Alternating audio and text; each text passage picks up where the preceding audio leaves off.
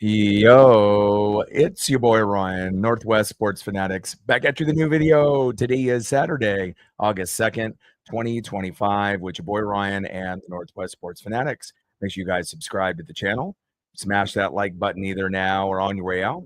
Donate to your boy if you can. Cash App $ ORION NWSF or the YouTube Super Chat right here. We got the Texas Rangers versus the Seattle Mariners. First pitch is going to be here in roughly 5 minutes. So let's cue up the music, take a look at the thumb, and let's get into the starting lineups. Happy Saturday, everyone.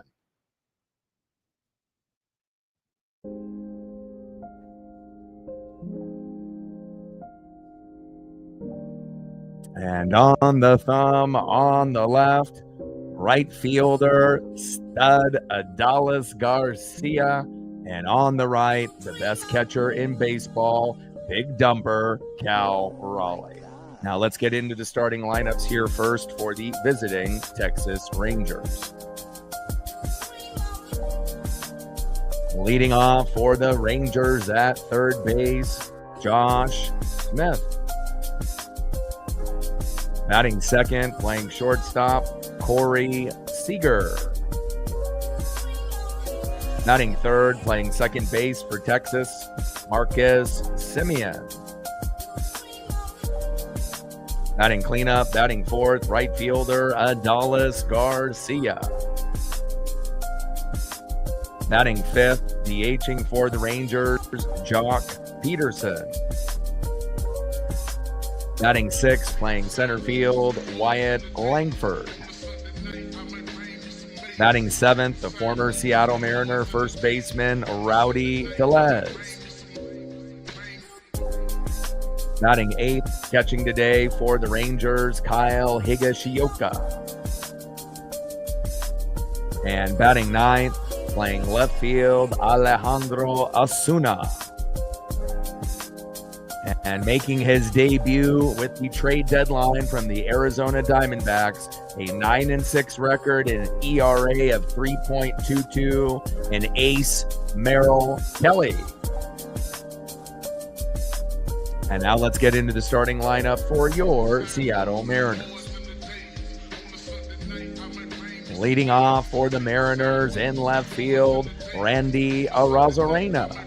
And I assume they'll keep him at the leadoff spot until September, when Victor Robles, hopefully at that time, will be healthy. Batting second, DHing today for Seattle, big dumper Cal Raleigh. Batting third, playing center field, Julio Rodriguez. Batting cleanup, batting fourth, first baseman Josh Naylor. Batting fifth, playing third base, Eugenio Suarez. Good vibes only. Batting sixth, playing right field, Dominic Canzone. Batting seventh, catching today for the Mariners, Mitch Garver. Batting eighth, fresh off the walk-off homer last night, the first time in his career, ice water in his veins, J.P. Crawford. And batting ninth, playing second base, Cole Young. And on the mound for the Mariners with an 8-6 record, an ERA of 3.19, Luis Castillo. Let's go La Piedra. And it was just a few games back. He was 4-5, and his ERA was closer to 4. So he definitely has been playing much better as of late. And hopefully we can get an outstanding 6 or 7 innings by La Piedra here this afternoon. Tridents up. Let's go M's. We're going for the series win. And if we win today, obviously we're going to be trying to go for the sweep. We got Logan Evans on the mound tomorrow. And obviously we know that he's great at home, which is good for us. That's where we're at T-Mobile. On the road, he still hasn't been able to figure out how to win. So at least with Logan pitching, Logan Evans. We're at home. So, again, we'll see what we get, here today. And again, if Luis does his job, I definitely believe if we win today, we would have a good chance to sweep a very good team in the Texas Rangers. But remember, early in the year, right, what happened? We had our breakthrough moment. We were playing the Astros, right? We were down 5-0 in the 8th inning. We were getting absolutely dominated and just stomped on. And then somehow, some way, the Mariners scored 7 runs in the 8th and the 9th combined, and we ended up winning 7-6 in extras. And, when you can have a leapfrog, springboard victory and something that's huge, it typically will carry over to the next series and the next. And if you remember, we won 9 consecutive series in a row. And after we won that big game with that 5-0 comeback in the 8th against the Astros, what did we do? We swept the Rangers. So again, the Rangers and the Astros are good teams. Those are not the teams that we have problems with. We have problems with teams that have a average or below average record, like the Athletics and the Angels. They're going to play us a lot tougher. You have to play up to the competition. And if you play down, they may punch you in the mouth and you may not recover. So I like our chances not only in this series, but it's like a dream. Someone pinch me. This lineup is insane. And again, this is the best team that we've had, I truly believe, from top to bottom, maybe since 2001. So we're World Series contenders, and I absolutely love it. First pitch from Luis Castillo to Josh Smith. Fouls it off right down the middle, 0-1 count.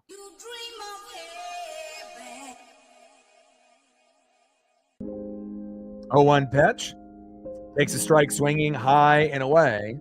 No balls and 2 strikes from Castillo to Smith. Cody in the building, what's good? Michael in the building, what's good? And then after this game is over, I'll be locked in for WWE SummerSlam, which I'll watch with my pup.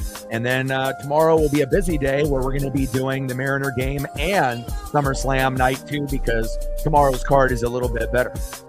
0-2 pitch, high and away. 1 ball and 2 strikes to Josh Smith. I am looking forward to the Sami Zayn Karrion Kross match, though. That might be the sleeper match of the night here tonight for WWE SummerSlam in New Jersey. 1-2 pitch, fouled off low and away. 1 ball and 2 strikes from Castillo to Smith. Right ends up. Let's go M's.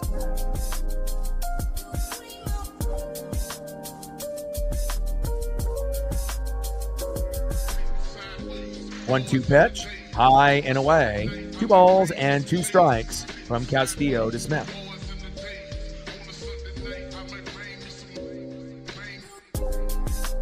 Like, sub, donate, comment, share. If you haven't smashed that like button yet, please do. Help us get to 100 likes and 100 on the dono train. 2-2 pitch, big swing and a miss. And got him, and that's the fantastic start that we were hoping for La Piedra, getting that punch out on the first batter. Way to bring the electricity, Luis Castillo. Love it. Down goes Josh Smith, 1 away. Next up is shortstop stud Corey Seager. First pitch is high and inside with a 4-seam fastball, 94 miles an hour, 1-0 count. 1-0 pitch, fouled it off right down the middle with the sinker, 93 miles an hour by La Piedra. Luis Castillo on the mound, Corey Seager in the box.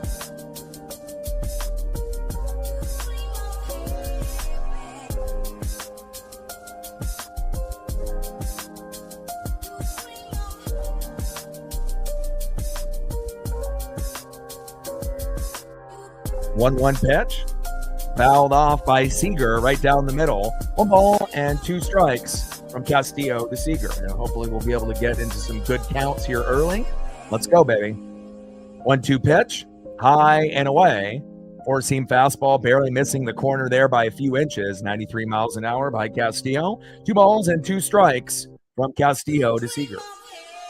Trident's up. Let's go, M's.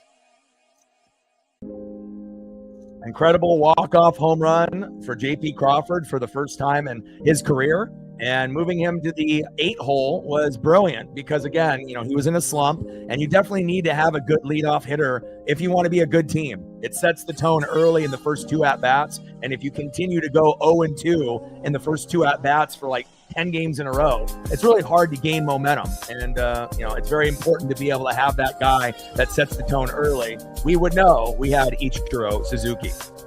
2-2 pitch, low and away. Count now is full. 3 balls and 2 strikes to Corey Seager. And we're going to be shooting for 7 to 10 Ks out of Castillo here tonight. 3-2 pitch, fouled off right down the middle with the changeup. Count still is full. 3 balls, 2 strikes, nobody on, and 1 out. Top of the first inning, 0-0 here early between the Rangers and the Mariners.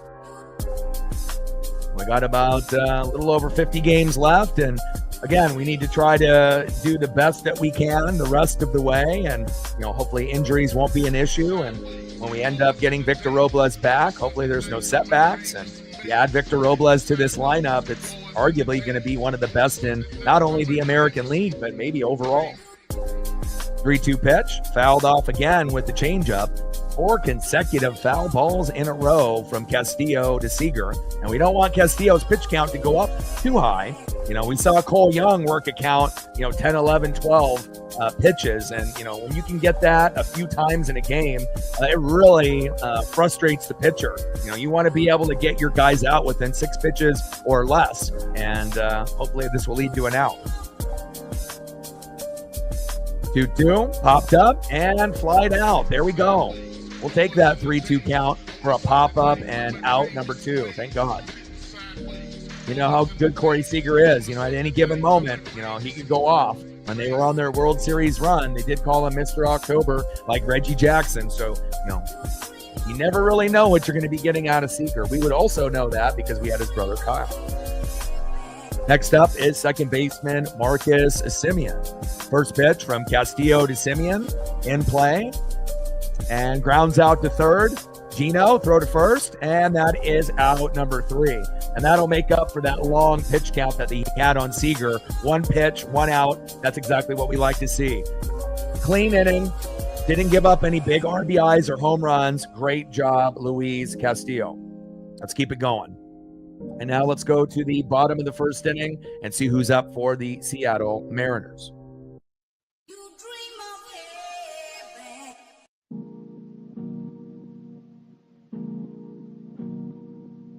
Leading off for the Mariners in left field, Randy Arozarena. Try ends up. Let's go, Randy. Batting second, DHing today. Looking for home run number 43 and 44. Big dumper, Cal Raleigh. Try ends up. Let's go, big dumper. And batting third, center fielder stud, Julio Rodriguez. Try to ends up. We need homers, baby. Let's go, J-Rod.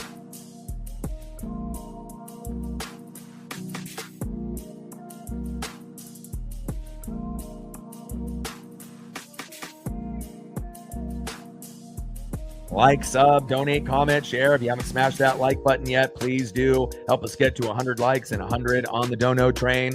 Looks like we're close to 20, so we're getting closer to that number. We're at 16, 4 more to go to get to 20. And we got about almost 50 in the room, so we should be able to hit that 20 to 25 number here pretty quickly. And hopefully 50 at the halfway point, and then we'll get to a hundo once we get there.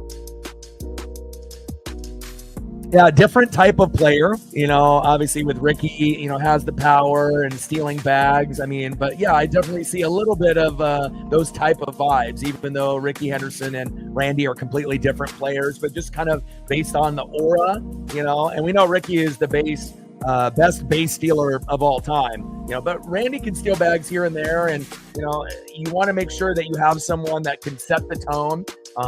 And again, Ricky as a guy could have batted in many, spots in the order. Normally, when you think of Randy, it's, probably 3, 4, 5 hitter, for the most part. But sometimes if you can get the job done, moving a guy as a leadoff could work, even for a guy that normally is lower in the lineup. First pitch from Merrill Kelly to Randy Arozarena, fouls it off. Low and at the knees, 0-1 count. 0-1 pitch, low and at the hips with the changeup. 1 ball and 1 strike from Merrill Kelly, making his debut at the trade deadline from the Diamondbacks. 9-6 record, 3.22 ERA. So Rangers get another ace here with Merrill Kelly. 2-1 pitch. That one is fouled off, low and away. 2 balls and 2 strikes to Randy Arozarena. Let's go, Randy. I mean, if we're really looking at every player that's in our starting lineup, based on their body size and whatnot, 2-2 pitch, big swing and a miss, and down goes Randy Arozarena, 1 away. But obviously JP and Cole Young have the body and the frame to be a leadoff hitter, and obviously Victor Robles will be the guy that leads off when he comes back healthy. But I think that there could be a guy that could give better stats than even Randy at leadoff, and I'm not talking about Julio. I think Cole Young, could be a guy in the future. Once he learns a little bit more, gets a little bit more, game under his belt, a little bit more experience, Cole Young could end up being our future leadoff hitter. I don't think that would be that shocking by anyone. I mean, he's normally already in the 8 and the 9 hole. He's a singles hitter, and it's just about getting that consistency over someone like a Julio and Randy. And once you're on their level, hitting-wise, then they may make that move. Obviously, it depends if Victor Robles is healthy or not, because if Victor is healthy, he's the guy. But if not, Cole could be a guy that you could experiment leading off, and I think he could do a good job. First pitch from Kelly to Big Dumper, low and at the knees, 1-0 count. 1-0 pitch, takes a strike swinging, low and away, gets baited on that pitch there. 1 ball and 1 strike from Merrill Kelly. This is not going to be an easy matchup here. Kelly is very good. 1-1 pitch, high and inside. 2 balls and 1 strike to Big Dumper, Cal Raleigh. Come on, Cal. We'll take singles, we'll take doubles, but we're looking for home run number 43 and 44, baby. 2-1 pitch, big swing and a miss, low and away. And Merrill Kelly has this great ability to get, batters to chase, and there will be strikeouts on Mariner players today. Believe it or not, there may be a lot. 2-2 pitch, big swing and a miss, and just as I talk about strikeouts, there's one right there. Merrill Kelly, I see you. We're not haters here. He's trying to bring the electricity from the Diamondbacks to the Rangers, and so far, so good. Next up, for the Mariners, in the 3-hole, center fielder Julio Rodriguez. Let's go, J-Rod. Trident's up. Let's have yourself a game, baby. Bottom of the first, 0-0, Rangers and Mariners. First pitch from Merrill Kelly, fresh off the trade deadline from the Diamondbacks to the Rangers. Pitch right down the middle, fouled off by Julio, a 1 count. Let's go, J-Rod. We need you. Bring that electricity, baby.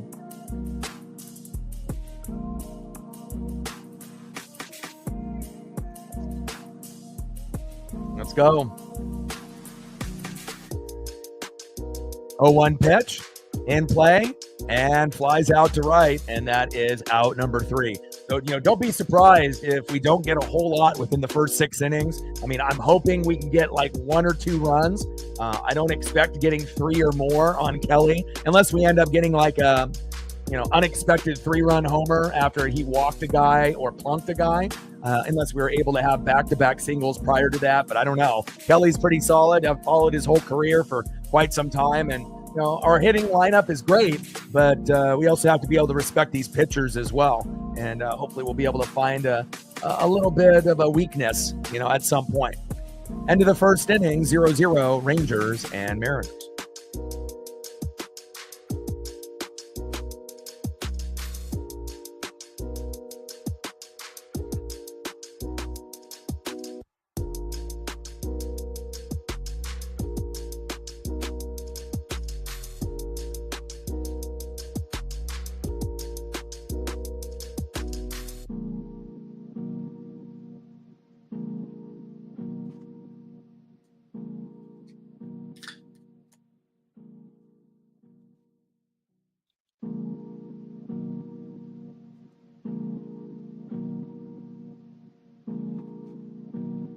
Next up, for the Rangers here in the top of the second, right fielder Adolis Garcia. Batting second, DHing Jock Peterson. And batting third, center fielder Wyatt Langford. On the mound for the Mariners, 8-6 record, ERA of 3.19 coming into the game. It's La Piedra Luis Castillo, who's been probably the most consistent starter within the last couple weeks. Brian Wu has been knocked around the last few starts. Logan Gilbert, same thing. George Kirby, ended up having a no-hitter, a few games back, through 5 innings, and then, ended up giving 5 consecutive hits in a row for 4 runs, and we lost. Logan Evans got beat up on the road, so hopefully Luis will be able to keep up the consistency like Edward Bizardo, and we're going to need those guys to step up, and hopefully the others that normally do well will be able to get back into a groove. First pitch from Castillo to Garcia, high and away, 1-0 count. 1-0 pitch. In play, and Aroldis Garcia grounds out to third, throw to first, and 1 away. Nice job by Eugenio Suarez. Batting second, DHing in the 5-hole, Jock Peterson.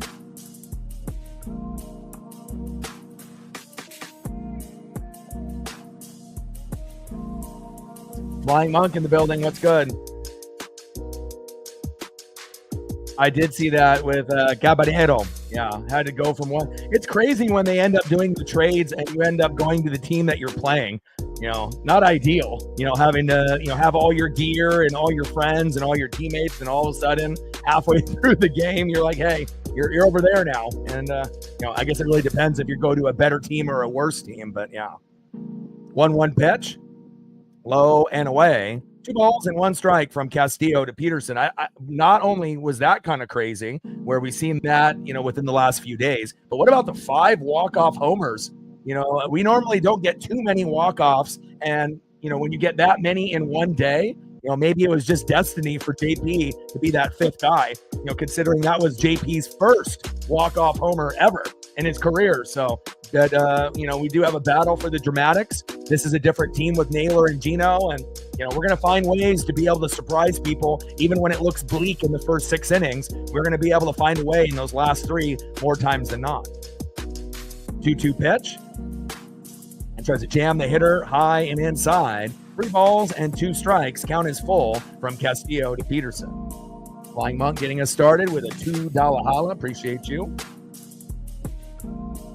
3-2 pitch. Big swing and a miss. And a nice punch out there by Luis Castillo. Nice job bringing that electricity. We appreciate that. And we appreciate Flying Monk getting us started. Stacks. Racks with the little Cactus Jack. We're at 2:98 to go to hit the goal. Appreciate you, Flying Monk.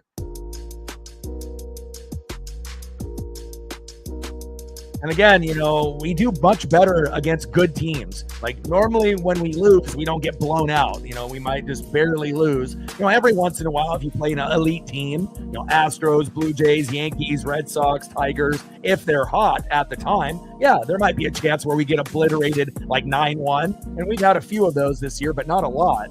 But again, we play against really good teams on the top tier. The teams that we have a problem with are all the others. The teams that are average or that are not good.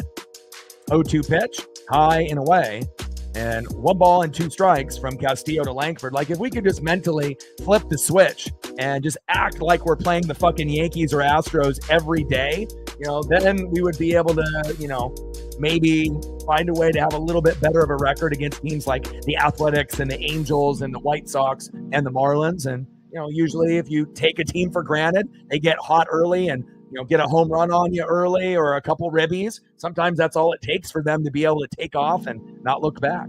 And we're going to fight like hell to catch up, but sometimes it's a little too little too late, as you guys know. 2-2 pitch, low and away. Count now is full. 3 balls and 2 strikes from Castillo to Langford. And we don't want to have too many guys on. We don't want too many walks. We don't want too many plunks. We just want Castillo to be able to hit that strike zone and play around a little bit, high and away, low and away, see if guys will chase. And hopefully Castillo will be able to have 7 to 10 Ks here this afternoon. There's a good chance. 3-2 pitch and got him. Let's go. Another punch out by my boy, Luis Castillo La Piedra. Nice job, baby. Let's go to the bottom of the 2nd inning, and we're still knotted up at 0. And again, you already know with Castillo if it's going to be good or not. He's the guy that typically will give up the most home runs out of any of the guys in the starting 5 besides maybe like a Logan Evans. And again, when he gives up those homers early and you end up being down 3-0 in the first inning, it's kind of deflating. You have a chance to come back because there's 8 more innings, but there's nothing worse when your pitcher fucks up early or the other team is just incredibly hot and, they've locked in right when the game started and then you're having to kind of play catch up. So, so far, so good. And again, just a few weeks back, Castillo was 4-5. So to go from 4-5 and reeling a little bit and then being maybe the hottest pitcher of the starting 5 within the last couple starts out of anybody, that's a good thing. And hopefully Luis will be able to continue that, not only in this start, but moving forward, because we're going to need, guys on the back end with Wu, Gilbert, Kirby, and then Evans. And then we'll see if Bryce Miller, when he comes back to take Evans' spot, hopefully he'll be healthy and we'll get a little bit of lift. And we'll have our original starting 5 back. And then we can add Victor Robles to this lineup, and it'll be the most dangerous lineup in baseball, baby. Let's go to the bottom of the second inning and see who's up next here for the Mariners. Next up for the Mariners, first baseman Josh Naylor. Batting second in the 5-hole, good vibes only, third baseman Eugenio Suarez. Let's go, Gino. You the man. And batting third in the 6-hole, right fielder Dominic Canzone. It's up. Let's go, M's. I'm absolutely ready for SummerSlam. Unfortunately, the card tonight is kind of weak, in my opinion, and I think most people that are true wrestling fans would agree. If you look at night 2, it's like a 10 out of 10. Night 1, it looks like maybe a 5. But I know there's going to be a few matches that'll probably be better than expected. But the one I'm looking at tonight that I will be watching very closely, Sami Zayn and Karrion Kross. And hopefully they give Karrion Kross the dub. He definitely deserves it. When you get journeymen like that, that haven't really been the most popular and that grind it out for 10, 15, 20 years, and then finally kind of get the crowd behind them, you want to make sure you reward guys like that. It's not like Kross is going to have a career like Randy Orton or John Cena or CM Punk. So we'll see where it goes. But I will be streaming SummerSlam tomorrow after the Mariner game. But today I'll just watch SummerSlam with my pup and rest my voice up, since tomorrow will be like 7-8 hours in the chair. 1-1 pitch, low and at the knees. 2 balls and 1 strike from Merrill Kelly to Josh Naylor. And Diamondbacks gave up Merrill Kelly to the Rangers at the deadline, just like when we got Naylor and Gino. And this is definitely going to be, kind of testing the waters, but hopefully we can get someone to connect on the sweet spot. And whether it be a home run or a couple back-to-back hits for an RBI, hopefully we get that.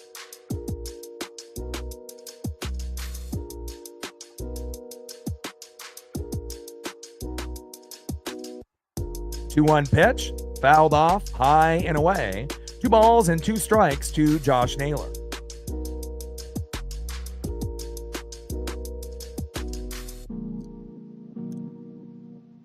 And they didn't really need to make SummerSlam 2 nights, but obviously the greed for money and profits is real. And, they could have definitely just did it like they used to in the past, with just 1 day. 2-2 pitch. And Naylor flies out to center all the way back to the warning track. 1 away. At least he's hitting it deep.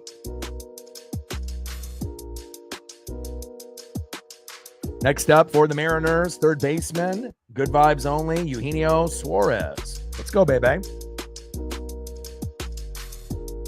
First pitch from Merrill Kelly to Eugenio Suarez. Takes a strike swinging high and inside. 0-1 count. Like, sub, donate, comment, share. You haven't smashed that like button yet, please do. Help us get to 100 likes and 100 on that dono train before the stream ends. 0-1 pitch, low and at the knees. 1 ball and 1 strike to Eugenio Suarez. 1-1 pitch, fouled off, high and inside. 1 ball and 2 strikes with nobody on and 1 out. Merrill Kelly on the mound. Eugenio Suarez in the box.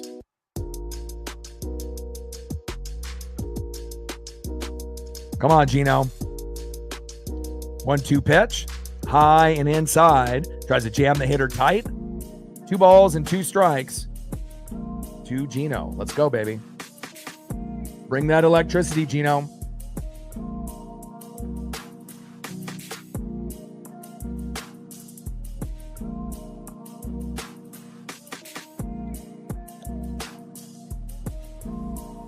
Bottom of the second inning, 0-0, Rangers and Mariners. And this one feels like it's going to be a pitcher's duel. Quite a few Ks for each individual. Would not be shocked if each pitcher gets, around that 5 to 8 range. But if they get hot, could get closer to 8, 9, or 10. Popped up, and that is out number 2. But someone's got to be able to, find a way to get into the rhythm of these pitchers. Next up is Dominic Canzone. Let's go, Dom. Clutch hit late last night, and then J.P. Crawford did his thing.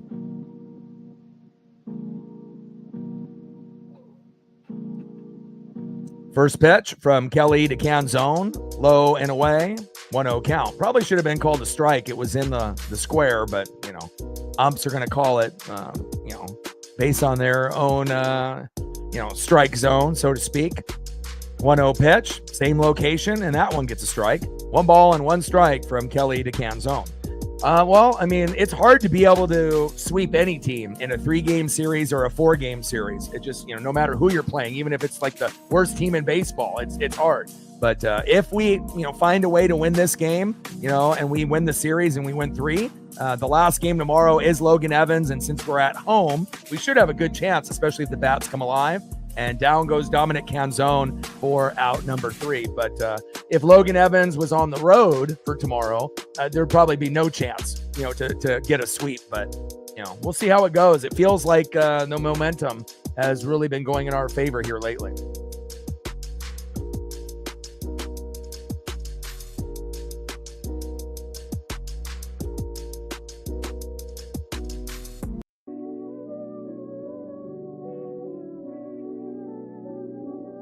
Six up and 6 down. No hits for either team just yet. It's a pitcher's duel between Merrill Kelly and Luis Castillo. Next up for the Rangers here in the top of the 3rd, former Seattle Mariner first baseman Rowdy Tellez. Batting second in the 8 hole, catching the former Padre and Yankee Kyle Higashioka. And batting third, left fielder in the 9 hole, Alejandro Osuna. Trident's up. Let's go M's.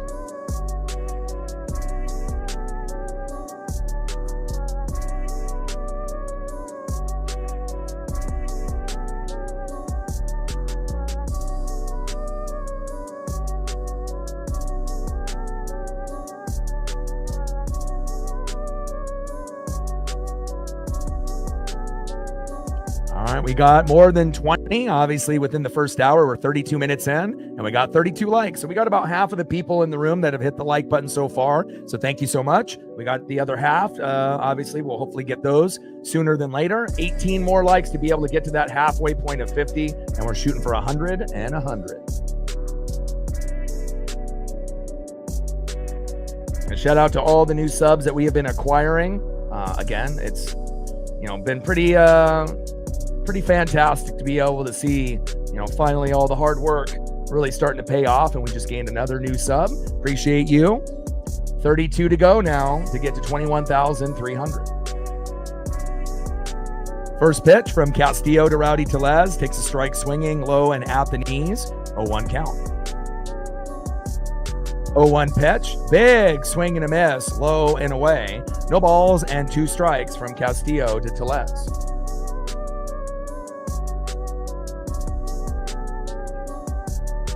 Trident's up. Let's go M's, baby. But again, it just feels a little bit different with this team, and also moving forward, there's going to be a lot of excitement, not only from this year, but moving forward for the next 10 to 15 years. 0-2 pitch, and Rowdy with an infield single to second, and he is safe. Rowdy trying to get back at his former team. As long as he's not hitting home runs and he gets a single occasionally here and there, I'm okay with that. I don't mind former Mariners doing well, but just not against us, and obviously not making us lose. Next up, catcher Kyle Higashioka. We could use a punch out and a double play, or a double play and a punch out. little slow dribbler right up the middle would be great.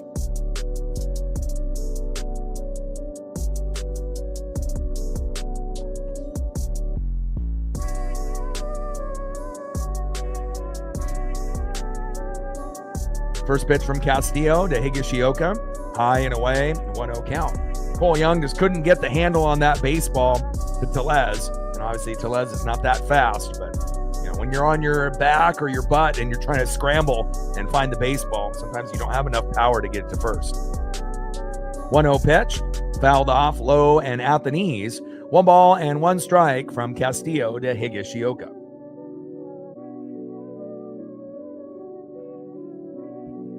1-1 pitch, high and away. 2 balls and 1 strike. With a runner at first and no outs, top of the 3rd inning, pitchers duel between Merrill Kelly and Luis Castillo.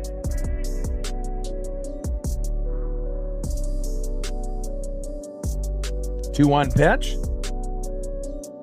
Fouled off by Higashioka. 2 balls, 2 strikes, with a runner at first and no outs. We got Ryan Bliss being interviewed. And obviously hasn't played since early April. He got injured pretty early, around the same time as Victor Robles. Got a lot of depth with this team. We haven't been able to say that in quite some time.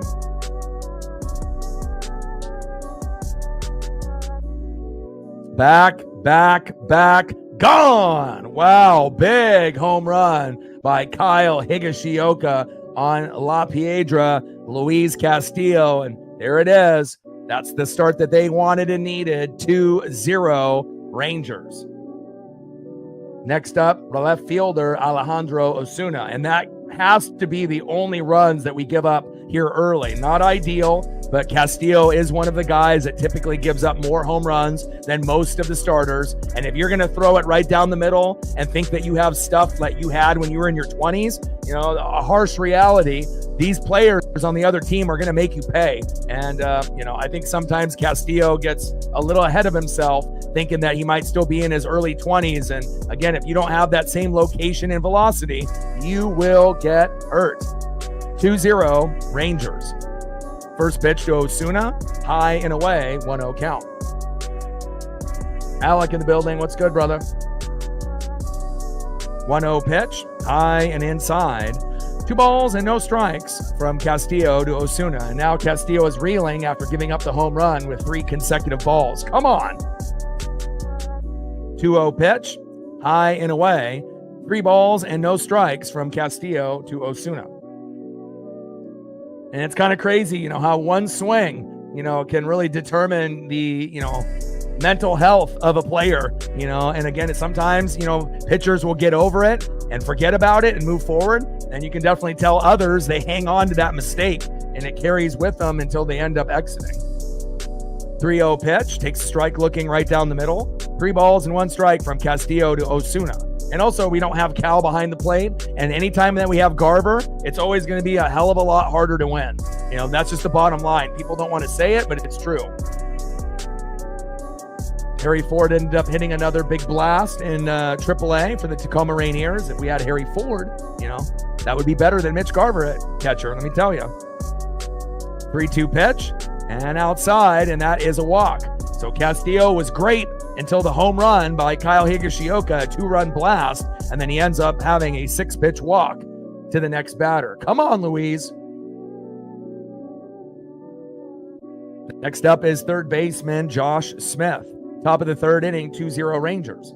But I don't know, this is kind of the way that we operate. There's going to be some games where we're the first to strike and then we keep mashing and it's, we never look back. But there's also going to be a lot of games where it seems like this is kind of how it normally is for us. 70% of the time, we end up getting down by 1, 2, 3, 4, or 5, and then we have to come on a big rally and come back and win. And, we're not going to do it every day, but, we're definitely built for comebacks. First pitch from Castillo to Smith. Takes a strike looking right down the middle, 0-1 count. Griffey wants it. Come on now. And now Garver has a little quick meeting to Castillo, and hopefully they can get on the same page. 0-1 pitch, low and at the knees. 1 ball and 1 strike with a runner at first and no outs. Top of the third inning, 2-0 Rangers. Come on, M's.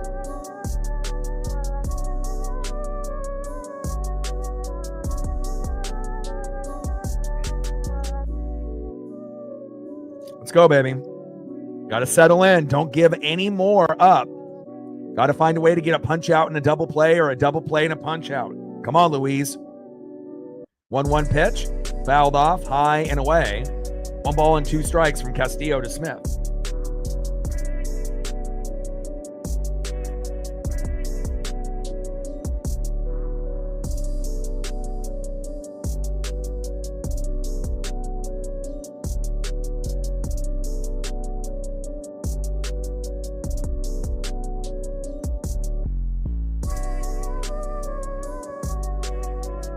One-two pitch, high and away. 2 balls and 2 strikes from Castillo to Smith. 2-2 pitch, high and away. Count now is full. 3 balls and 2 strikes from Castillo to Smith. Come on, baby. You got to be better. Lock in. You've already given up that big 2-run jack to Kyle Higashioka. No more. Got to keep it at 2. And the most that Louise can give up is 3 if we actually want to have a chance to win this game, because we don't really know what the bullpen is going to look like. If we end up having Carlos Vargas come in and we're, down by, 3 or 4, it could end up being 6 or 7 after he's done. So got to try to keep it close. 3-2 pitch in play. And luckily he flies out to the shortstop. JP is there, 1 away. There we go. Got to be able to slowly but surely chip away. Next up, 0-for-1, Corey Seager. Can we get a slow dribbler right up the middle to JP, a throw to Naylor, and get out of this inning?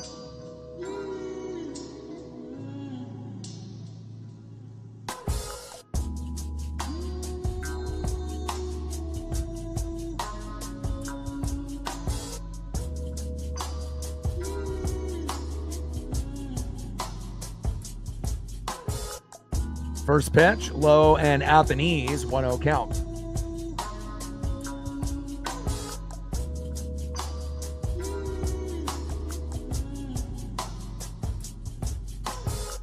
One-0 pitch, fouled off high and away. 1 ball and 1 strike with a runner at first and 1 out. Castillo on the mound, Corey Seager in the box. 2-0 Ranger lead here in the top of the third with a 2-run blast by Kyle Higashioka. 1-1 pitch, high and inside. 2 balls and 1 strike from Castillo to Seager. Trident's up. Let's go, M's.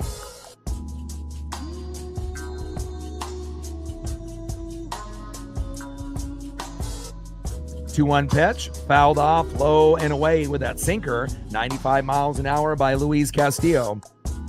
2 balls, 2 strikes. With a runner at first and 1 out, we need a double play desperately.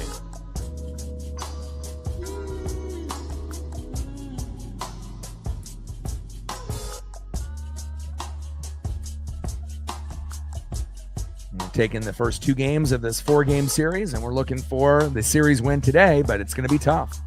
2-2 pitch, fouled off high and away. 4-seam fastball, 94 miles an hour by Luis Castillo. 2 balls, 2 strikes, runner at first and 1 out. Top of the third, 2-0 Ranger lead. Come on, Mariners, dig deep here. Can't give up any more.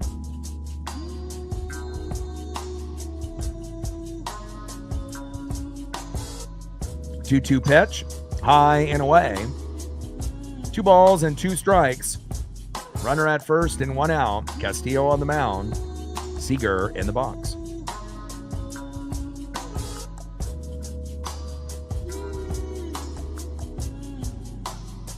Three consecutive foul balls by Corey Seager. And a lot of 4-seam action here. And again, Luis might need to open up, with some of these pitches here. And if you're just going to be sticking to 2 pitches primarily, this is going to be a long day. 2-2 pitch, fouled off again with the slider. 94 miles an hour. 2 balls, 2 strikes from Castillo to Seager.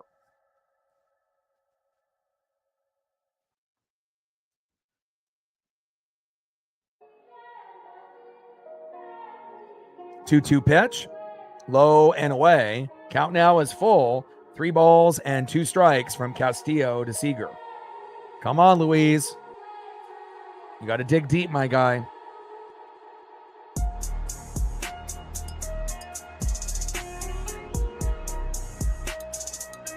Change up, sinker, four seam, sinker, four seam, slider. 3-2 pitch. And a big hit by Seager there with a single. And Osuna with big wheels ends up going from first to third. Runners on the corners with 1 out. We need a double play bad. Come on, Luis.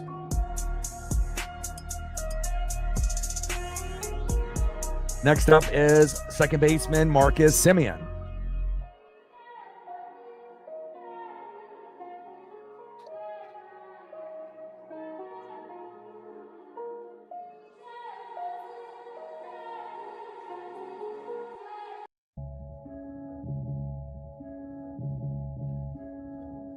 Oh.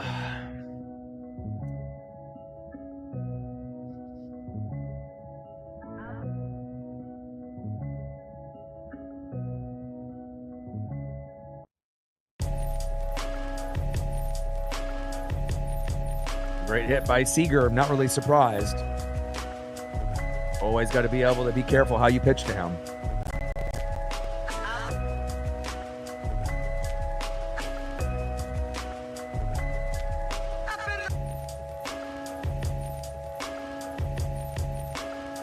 Gained another sub. Appreciate you. 31 to go to hit 21,300. In play, and Semien lines out to second. 2 away. All right, we need 1 more out. Here we go. Next up for the Rangers in the 4 hole, cleanup hitter 0 for 1, right fielder Adolis Garcia. First pitch from Castillo to Garcia. High and away. 4-seam fastball, 94 miles an hour, 1-0 count.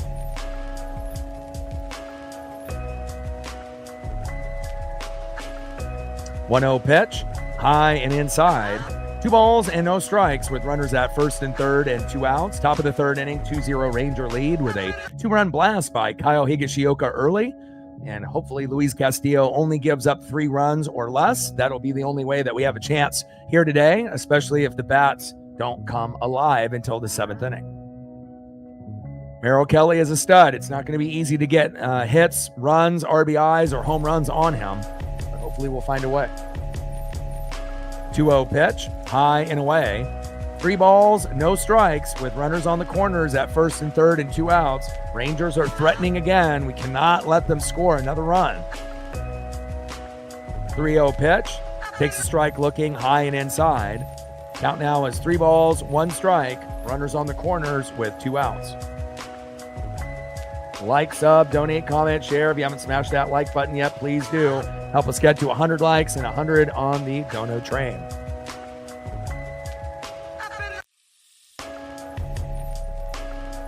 Looks like we need 11 more to get to 50. Let's go, baby. We're at 39. 11 more to get to the halfway point. 3-1 pitch. Fouled off high and inside. 3 balls and 2 strikes. Count now is full to Adolis Garcia.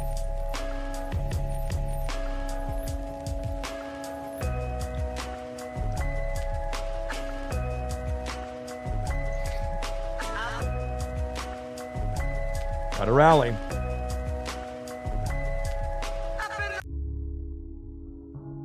Three-two pitch, fouled off, high and inside. Count still is full. 3 balls, 2 strikes. Runners on the corners at first and third with 2 outs. Rangers are threatening. We have to stop.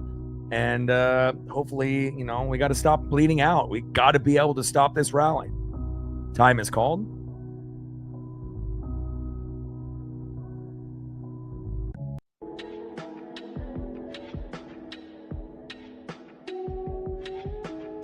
Three-two pitch, big swing and a miss. There's my boy.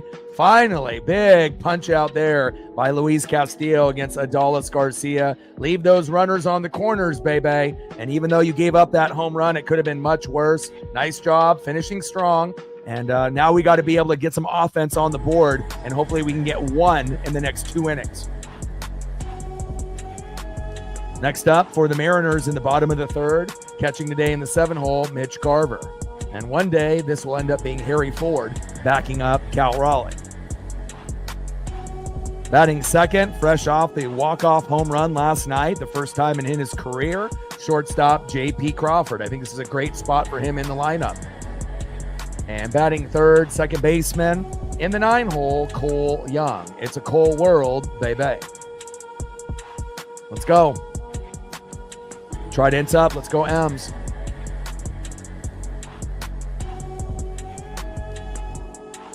Appreciate you. How's the weather in central Utah right now?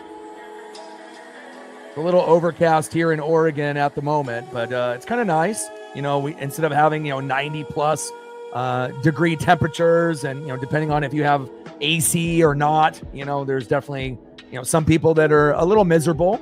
But most of the time when it ends up being hot, I try to get all my exercise with my pup early, so that way I can enjoy things like the Mariners or like SummerSlam today and tomorrow, which will be nice. But hopefully you have a smooth drive, and you don't get harassed by the police, and you can just have a nice smooth drive from Utah to Oregon, and glad that you're here.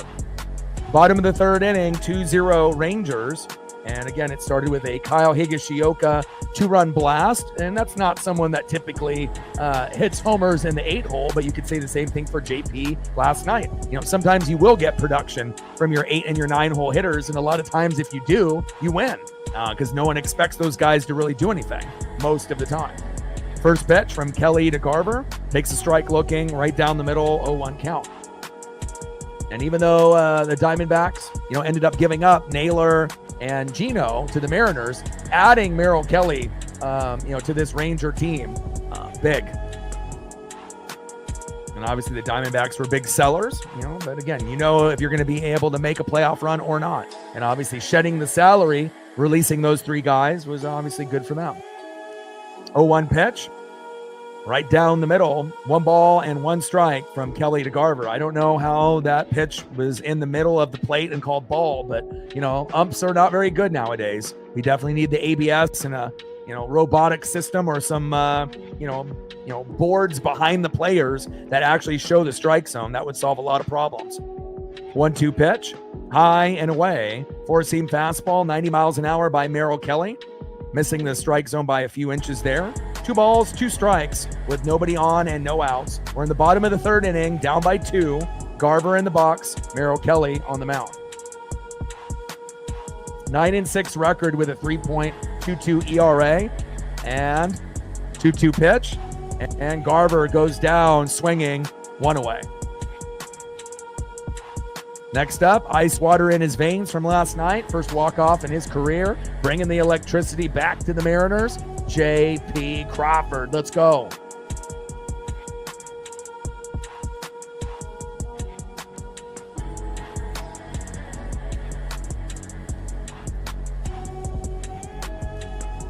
First pitch from Kelly to Crawford.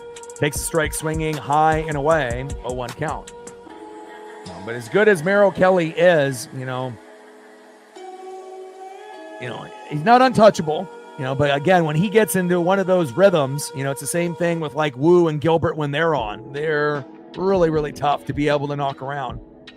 0-1 pitch, in play, and lined out to center. Pretty deep hit ball there by JP. Maybe things to come. 2 away. Next up, in the 9-hole, it's a Cole world, baby. Cole Young. Let's go, Cole. And if Cole can end up being a consistent hitter in the 9-hole spot, if we ever have any issues in the future with Victor Robles, you can maybe consider Cole Young, JP, Randy, or Julio for that leadoff spot. And, I like Cole in the 9-hole, but if he ends up being, a very consistent singles hitter, that could be a guy that could lead off for us in the future, maybe. But obviously, if it's between him and Victor, we're going Robles. First pitch from Kelly to Young. Takes a strike looking high and away, 0-1 count.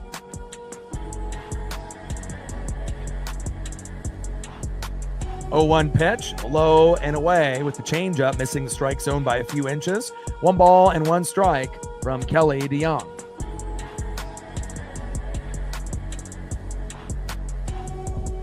This is the first game for Merrill Kelly going from the Diamondbacks to the Rangers. So I don't have any Ranger photos of him because we have to wait for the photographers to take some in today's game. And then obviously down the road, I'll have some.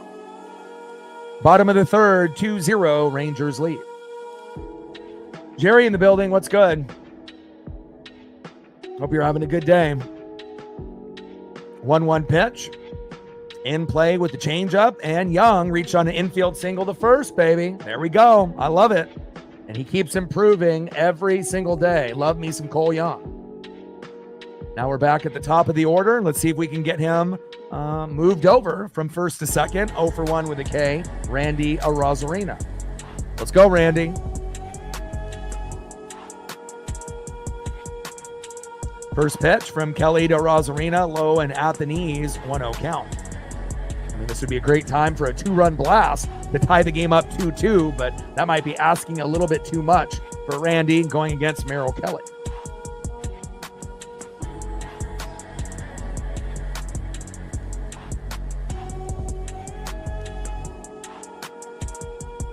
But sometimes you need a guy like that to set the tone, right?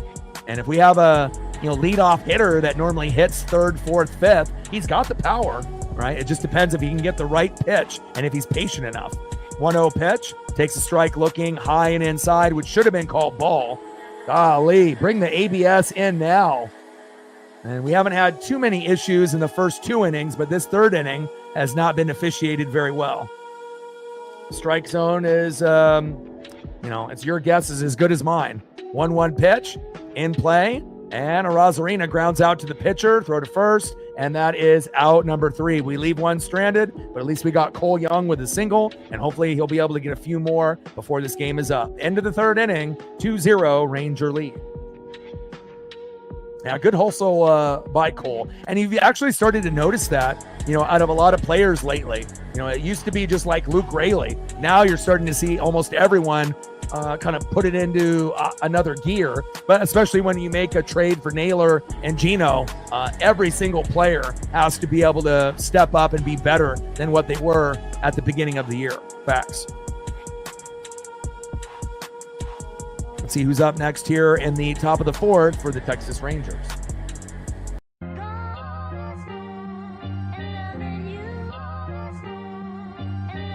Next up for the Rangers in the 5-hole, 0 for 1 with a K, DHing Jock Peterson.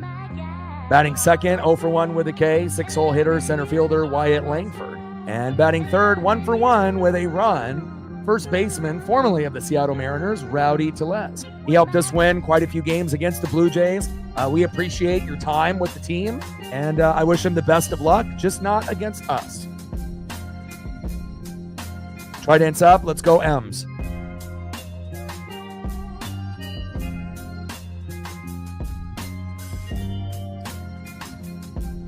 Victor Robles is slated to come back in about a month from now. So around September, after he crashed into the netting and the wall there in San Francisco. So, once we end up getting Victor back, that'll be our leadoff hitter, and they can move Randy lower in the lineup. And if you just think about this, Victor Robles, Cal Raleigh, Julio Rodriguez, Randy Arozarena, Josh Naylor, Eugenio Suarez, right? JP Crawford, Cole Young, golly. And then you're going to have guys like Canzone and Garver and Solano and a bunch of these other role players that, Miles Mastroboni, that should be on the bench. But again, if you look at that lineup, top to bottom, that might be one of the best lineups in baseball overall. So many good players, and if the weakest links are going to be, JP and Cole Young, and they end up producing on a consistent basis, we're going to be very dangerous. First pitch from Castillo to Jock Peterson, low and at the knees, 1-0 count. 1-0 pitch, fouled off right down the middle, 1 ball and 1 strike from Castillo to Peterson.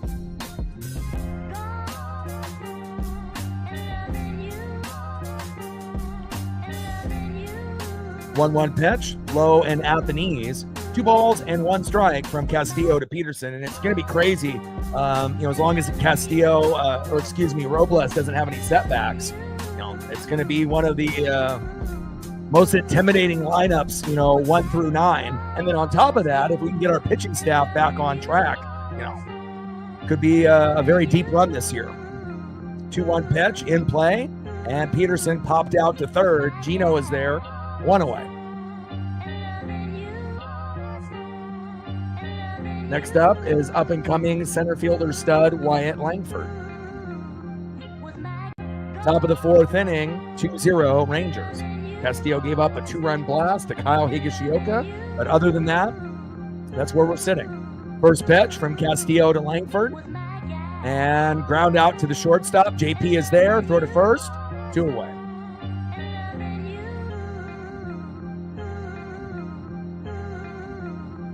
Next up is Rowdy Tellez.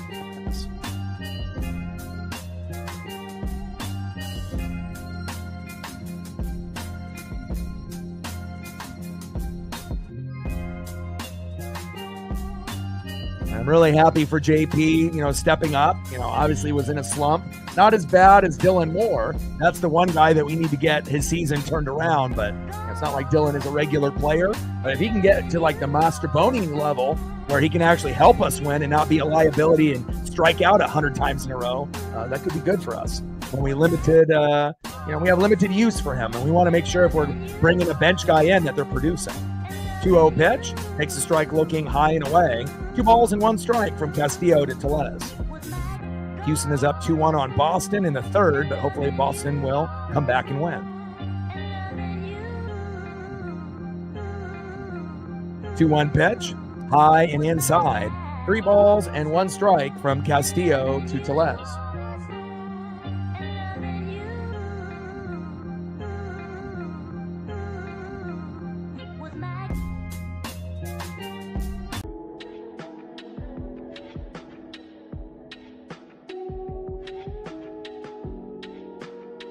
Oh, Cade Anderson. Yeah, Cade won't be pitching for us until probably next year, because he just won the championship in college baseball for LSU, so they don't want to rush him. And Tellez on a 3-1 pitch crushes it into center. Big boy is hustling, and he gets in a second safe. Wow, he's having a great series against us, but most players do. Once they go against their former team, there's a little bit more riding on the line at each at-bat, right? And nice job by Rowdy, but don't even think about scoring. Next up is catcher Kyle Higashioka. And again, we can't have Kyle hit another home run. We don't want to get in that type of vibe.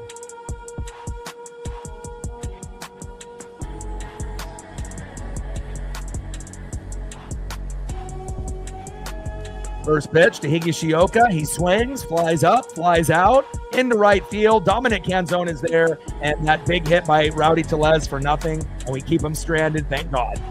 There we go.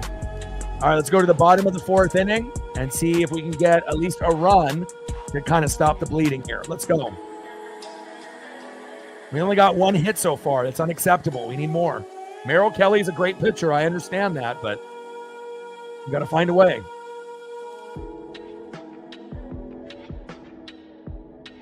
Next up for the Mariners, the best catcher in baseball.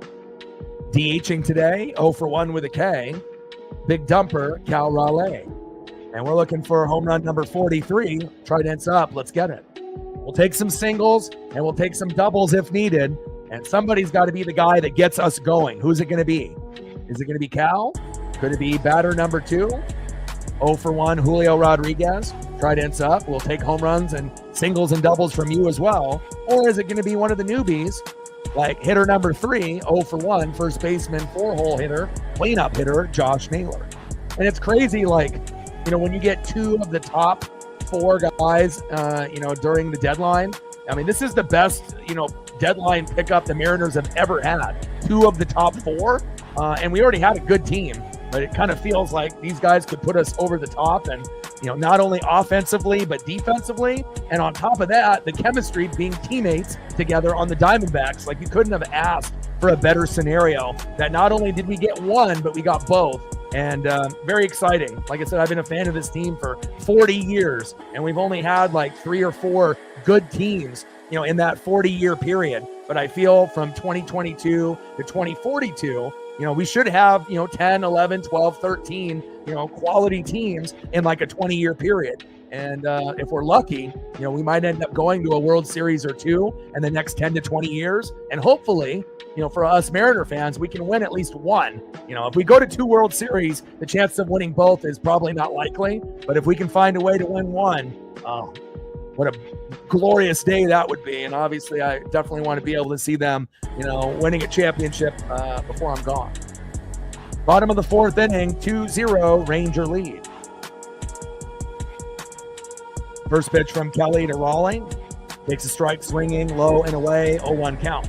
And then at one point, again, it's going to be Brian Wu, Logan Gilbert, George Kirby, Cade, and, probably Bryce Miller or Castillo. But at some point, Castillo will be gone. And then, and then at one point, if Bryce Miller, gets injured or whatnot, Durangelo at some point will be a starter as well, a guy that can pitch from the left side and the right side, our draft pick from last year. So again, if you're going to be a pitcher, the one team that you want to get drafted by is the Mariners, because they're going to develop you the right way. And again, you got the best catcher in baseball to help you out. And then you got, great, pitching staff. Normally we're ranked in the top 3. This year we've had injuries and we floated down a little bit from 11 to 15, but we're still very solid. 0-2 pitch, big swing and a miss by big dumper Cal Raleigh. And that is not something that you're going to see very often. 3 swings, 3 misses, and a strikeout by Cal. Hopefully we don't see too much more of that. But again, that's not really a Cal Raleigh issue. That's more of just Merrill Kelly being nasty. 9-6 with a 3.22 ERA. There's not a lot of people that are going to hit bombs on him. And Cal obviously got a little confused there. Hopefully he'll be a little bit more patient next time around. Or he may not have to face Kelly next time around. It'll be another guy in the pen, and maybe we can figure it out then. Next up is Julio Rodriguez. First pitch, and Julio, a little overly aggressive, grounds out to the catcher, throw to first, 2 away. And I wish that players, you have to be able to respect the pitchers. You can't swing and be so overly aggressive against an elite pitcher. If you're going against someone in the pen, so be it. If you're going against a shitty starter, fine. But when you're going against an elite pitcher, you have to be able to work the count. Because if you swing at the first couple pitches, you're probably not going to, get an out, as fast as, these other guys would want, Let's go. Naylor, first pitch, grounds out to first. And again, it seems like the Mariner players have not got the memo. When you're going against Merrill Kelly, you need to take a few pitches, so that way you can wait for that 4th or 5th pitch to be right in the sweet spot. But if you're going to be overly aggressive and swing at the first couple pitches and he pitches garbage and you swing, it's just going to turn into a ground out or a cheap pop-up or 3 consecutive swings and misses like Cal. And that was a wasted inning. Again, Merrill Kelly only had a few pitches. It's like, you don't want to have 3 batters get out within 5 fucking pitches. Come on, my guys. We're already down 2-0. Work the count. Small ball, baby. Let's go. Yeah, I definitely think that, the dynasty, the farm is number 1. Again, we got a lot of guys at some point or another that will be ready. Lazaro Montes in right field. If there's any issues with Victor Robles, Colt Emerson will be able to replace J.P. Crawford one day or play with him, as a backup. It's like you got a lot of these guys, Durangelo and Cade, really the only prospect that we gave up that, was really any good was Tyler Locklear, who was a kind of a poor man's Ty France. But since we have Josh Naylor now, it's not a big deal. And I know most people would want Naylor over Locklear any day of the week, which is true. And again, it just feels like this is a very special team. And again, it's kind of up for grabs, right? Yankees are reeling. Right? Tigers reeling a little bit after their strong starts at the first half of the year, right? Red Sox are starting to get hot. Blue Jays and Astros are kind of going through, Blue Jays are hot. Astros are kind of now starting to slowly hit a little wall, and we're only 3.5 back. So, I'm telling you, pretty soon, we're going to catch up. And once we end up getting the division lead, hopefully we can get it and not look back. Go to the top of the 5th inning here, 2-0 Rangers. Next up for Luis Castillo is Alejandro Osuna. First pitch from Castillo to Osuna, takes a strike looking low and away, 0-1 count. 0-1 pitch, fouled off right down the middle. No balls and 2 strikes from Castillo to Osuna. Like, sub, donate, comment, share. If you haven't smashed that like button yet, please do. Help us get to 100 likes and 100 on the dono train.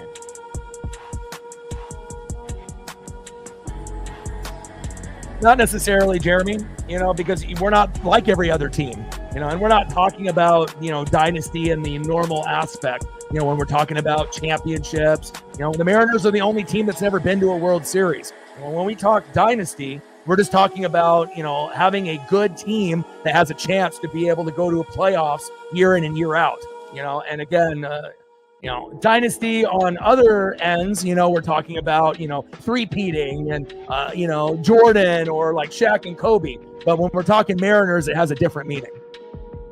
When we're talking about farm system, we're talking about players, we're talking about pitchers, and just, instead of having 4 good years out of 40, we might actually be able to start going to the playoffs on a regular basis. And then eventually, once we can get to that point, it could be pretty special. 2-2 pitch, and Osuna got hit by the pitch. Come on, Luis.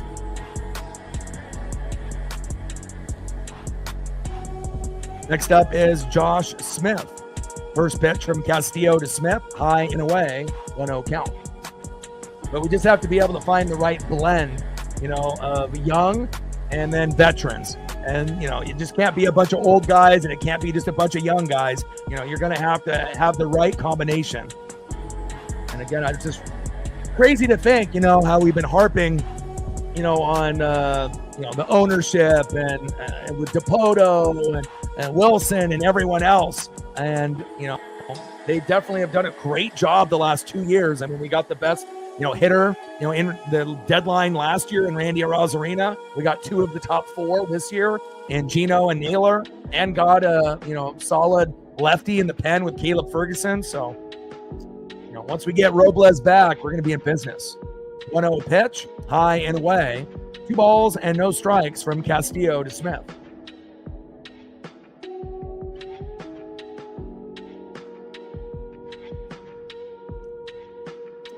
But also, too, it's like you got to have the right coaches. You got to have the right, people developing guys in the farm. And, whether it be high A, single A, double A, triple A, I try to keep up, with Harry Ford and everyone else on what they're doing. And I would say probably the average Mariner fan really doesn't go that deep, but, we want to make sure that we know what's going on for our future. 2-0 pitch, and Smith flies out to center. Julio is there, no fly zone, 1 away.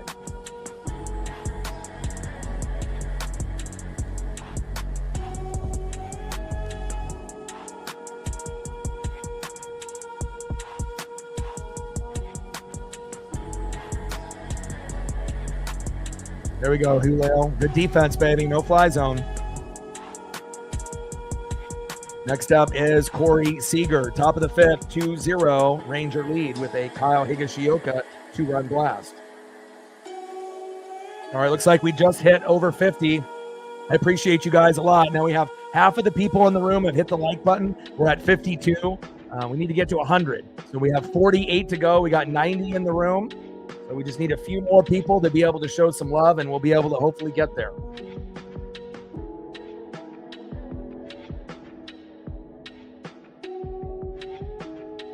And my 2 lead mods are obviously busy today, so I got to be able to do that portion of it here myself until maybe one of them comes in. So, yeah, Ford is awesome. I mean, he's kind of undersized, and Castillo's day is done. Which may be surprising to some people and whatnot. But again, he only had that big home run that he gave up. But, it still puts us in range to be able to make a comeback. But, Harry is one of those guys, he's like Buster Posey. He may not be big like Cal or Pudge or Mike Piazza, Johnny Bench or Yogi Berra. But again, it's like traditionally when you think of catcher, you think kind of, Gary Carter and like guys that are a little bit more stocky and big. And when you get a guy that's kind of smaller who looks like maybe a shortstop or second baseman that's, kind of a singles hitter, but is a catcher, I think Buster Posey really redefined the position. And Harry Ford is a guy that can play catcher. He could DH. Obviously, him being a catcher is what he would want to be. But when we have the best catcher in the game, it's not like Harry's going to, be starting over Cal, but being the backup to Cal would give us more wins than having Garver be the backup. Better offensive player, better defensive player. And you could probably move Harry to another spot if you needed someone as an emergency player, in the infield or the outfield. I've definitely seen him, experiment a little bit, with some of the other positions. Obviously, the main would be catcher, but he definitely is capable of playing more than one if we needed him to. But I think, him being at catcher and DH could help.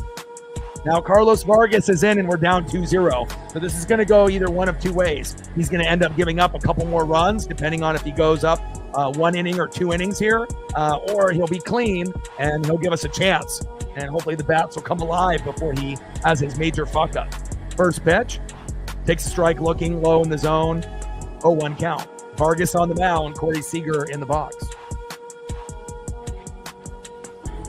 0-1 pitch, low and away with a slider. 1 ball and 1 strike to Corey Seager.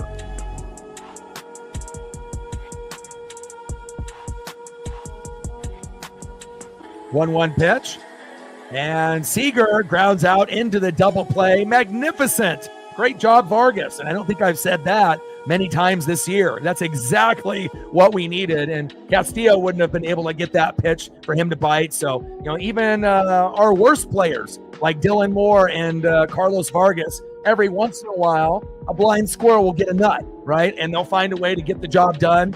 Great job by Carlos Vargas right there, and great defense by the Mariners to get that double play. Cole Young, you are a G. And he made up for that kind of bobble when he was on his butt back, and he let Rowdy get kind of a cheap single. And again, anytime you can dive on your stomach and have that little flip to JP's arm is good enough to get it to Naylor, and that was beautiful. Great fucking defense. And sometimes that's what you need. You need to be able to have a good defensive play, like Gino when he had in his game, first game with the Mariners a few games ago. He had that nice double play to kind of get us the momentum. And then when he came up to bat, what did he do? He hit that big double towards third base to the wall. And that really started the momentum in that first game where we won 6-0. Maybe this will be something for Cole Young moving forward.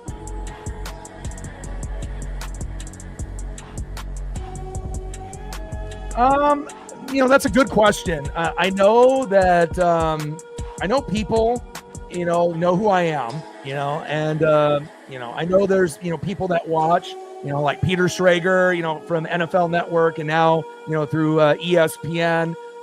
They have social media teams for those shows, but there's a lot of people, that kind of spy, on other individuals to be able to see, what they're doing. And let's be real, you actually can get better content on YouTube than you can get on podcasts and TV. Again, the way that they end up having some of these former players go on podcasts, some of them aren't well spoken, some of them are incredibly biased, and some of them are just fucking stupid. And if you want to argue on, the Cowboys are going to win the Super Bowl, that gets old. There's a reason why ESPN has gone down the shitter, right? But yeah, I don't know. For sure, I don't have any friends that are, in the organization per se, but again, I do think that quite a few, shows and, possible teams, they know, who, is kind of, fans and, who is like running, things for their teams and whatnot. So, but I feel like I have a pretty good pulse on this team. I've been a fan of 40 years and, again, it could have been something that they came up with their own, but usually, if you end up finding someone that is as passionate as me and, that watches every single pitch, every single game, more times than not, we're going to know what we're talking about on our end as well. 3-0 pitch, takes a strike looking right down the middle to Eugenio Suarez. 3 balls and 1 strike with nobody on and no outs. And I just feel like, me just watching every pitch and every game, I notice things that maybe, the average fan doesn't. And, when certain people have the ability to be able to turn the game off when they're, getting down and blasted 10-1, I have to stick through it. So I have to be able to watch all the other things that are going on and who's playing through adversity and, trying to find some bright spots in a bad day. So, but, JP had to get moved down in the order, and whether they listened to me or not, they made the right call. 3-2 pitch, big swing and a miss. Down goes Gino, and that is one away. But again, you can't have your leadoff hitter going 0 for 2 in his first 2 at-bats. It kills, the momentum. It kills the overall swagger and vibe, as well as, setting the tone. And you want to make sure you set the tone. We had Ichiro Suzuki and Victor Robles as of late, so we know how to set the tone. It's not like JP is a bad hitter, but he's just really streaky, right? There's going to be times where he has 15, 16 games in a row where he got a hit, which was just a few weeks ago. And then, he can go 0 for 5 like 4 days in a row. There's not really an in-between. And if there was, he still would be the leadoff hitter. But again, Randy as a leadoff, would be someone you could use. You could use Julio once in a while. And I think Cole Young could be a guy that could be a leadoff hitter too. 1-0 pitch in play, and Canzone grounds out to first, and that is 2 away. But if you're looking at based on body size and just, demeanor, Cole Young would probably be the natural choice once he gets more consistent. Maybe not this year, but maybe in year 2, 3, or 4, if there's some kind of issue with Victor Robles, injuries, or if he's not on our team, that would probably be the best choice, once Cole finds himself, because he could be a really good set the tone kind of guy, and he's just starting to kind of find himself. First pitch from Kelly to Garver, takes a strike looking, 0-1 count. And I just think Cole would be a better leadoff hitter than JP, in my opinion. But again, being able to have a guy that is a power hitter, 3, 4, 5 hitter leading off, if he can get walked, plunked, and get those hits, RBIs, and home runs, right out of the gate. Obviously, Randy can hit more home runs than JP, as a leadoff hitter. As long as he's being able to be productive, we can keep him there for a month until Robles is healthy. 0-1 pitch, fouled off, right down the middle. No balls and 2 strikes from Kelly to Garver. Yeah, and I like JP in the lineup. It's just, JP needs to be lower in the lineup. He needs to be like an 8 or 9, to be effective. But obviously, if you have Cole at the 9, then being in the 8 is like perfect. 0-2 pitch in play, and Garver lines out to left, and that is it. We just need to wait for Merrill Kelly to get the fuck out of the game, and then we'll start to rake. And again, this year, we're a better hitting team, and we are very good against elite pitchers, whether it's Crochet or Skeens or Scooball, but, every once in a while, you'll go against an underrated guy like Merrill Kelly, and sometimes you're just not going to get a whole lot, and you're just going to have to wait till he's done, and then you'll have a sprint for those last 3 innings, and luckily for the Mariners, we're one of the top 3 teams in the 7th, 8th, and 9th, so we can come back. In years past, we couldn't, but we need to be able to hopefully get like 1 sooner than later within the next 2 innings. So that way it's a little bit easier instead of just looking at a 0 at the 7th inning or beyond. David with the tenor. Appreciate you. Stacks. Racks with the little Cactus Jack. Bang, bang. Appreciate you. $10 holla. You got a favorite player that you want me to showcase for you? Let me know. Anybody that donates, obviously, to the channel, whether it be $1 or $1,300, we can end up throwing up some HD 4K photos of your favorite player or whatever your favorite, thing may be. Obviously, keeping it PG. And, I'll try to find the best HD 4K photo I can do. Flying Monk and David, if you guys want anything, let me know. We're at 12:88 to go.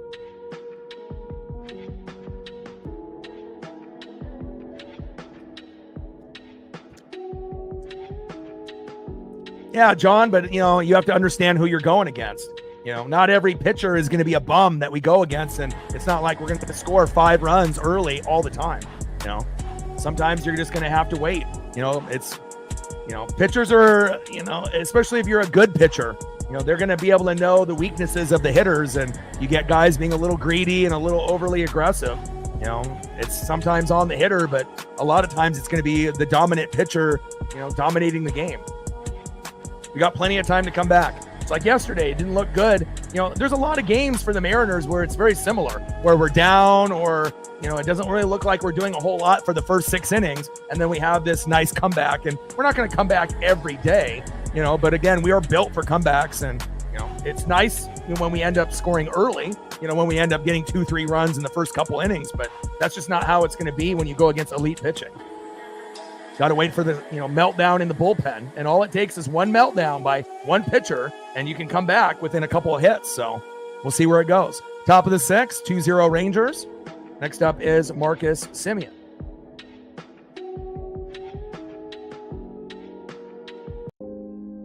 And Vargas is out there again. I don't know if that's good or not, but hopefully he doesn't extend the lead for the Rangers. If he can be clean, we might have a chance. We don't want to get down 4-0. First pitch from Vargas to Semien and blasted into right. And is he trying to go? Oh my. Wow. And miscommunication there. Throw to second and got him. Wow. There we go. So that blunder in the outfield where it landed in between Canzone and Cole Young ends up turning into a kind of a blessing right there. And we got a beautiful throw to second for that out. Great job. One away. And if Semien would have stayed at first, who knows where that would have led. Next up for Carlos Vargas to Adolis Garcia. First pitch is high and away. 1-0 count.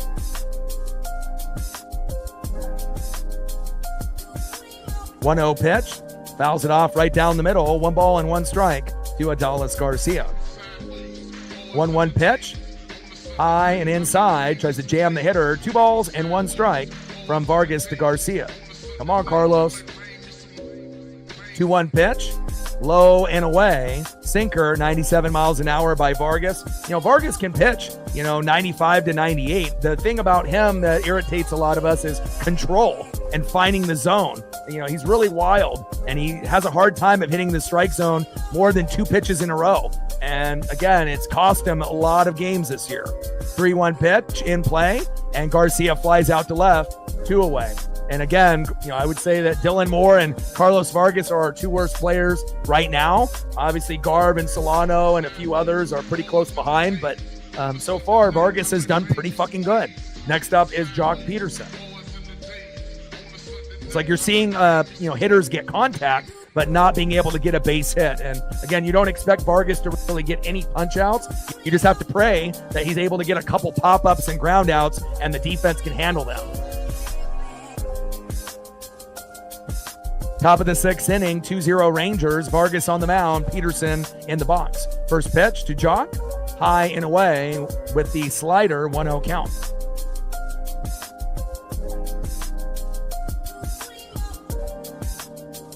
One-0 pitch, low and at the knees with the cutter. 2 balls and no strikes from Vargas to Peterson.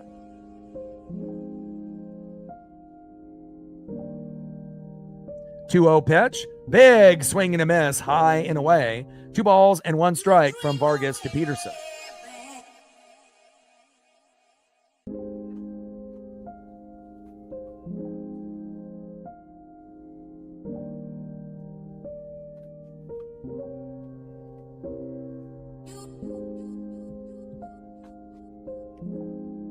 Two-one pitch, fouled off right down the middle. 2 balls, 2 strikes from Vargas to Peterson. Trident's up. Let's go M's. We need a rally, baby. Bottom of the 5th, Houston is losing 6-2. Ooh. And they had a lead a few innings ago. We'll take that. But again, we can't worry too much about the Astros. We need to worry about ourselves, but also a good update. Again, if we can get them to start hitting a wall, our schedule is going to be easier than theirs. They had an easier schedule in the first half, and their schedule is much more difficult than the Mariners. Out of the 30 teams, we have one of the top 10 easiest the rest of the way. But again, you still got to be able to get the job done. 2 balls, 2 strikes, 2 outs, nobody on. Bottom of the 6th, 2-0 Ranger lead. 2-2 pitch, and there we go. Peterson flies out to the shortstop. And again, when you have your worst player on your team, not named Dylan Moore, and they can pitch 2 innings in the pen and not give up a run, that's a pretty fucking awesome day. We've seen games where we were up 3-1, and Vargas came in, gave up 3 runs, we lost 4-3. And that's happened a couple times. There's been a few times where, Vargas has really, hurt us. And so to be able to pitch 2 innings and give up nothing, he's giving us a chance to be able to come back and win this game. And on top of that, Castillo is giving us a chance to win the game, by him only giving up that 1-2-run blast. I mean, we only have a fucking hit so far. But again, we're going against a really good pitcher, one of the best on the Rangers. They just acquired him from the Diamondbacks. He's a stud. So again, there's a reason why it's been a little slow. But once Merrill Kelly exits, we should be able to start mashing on whoever they bring in the pen. I mean, they got 2 runs and 5 hits. We only have 1 hit so far, which is unacceptable. But when you go against a good pitcher, shit happens. And let's look at the pitch count, though. Where is he at?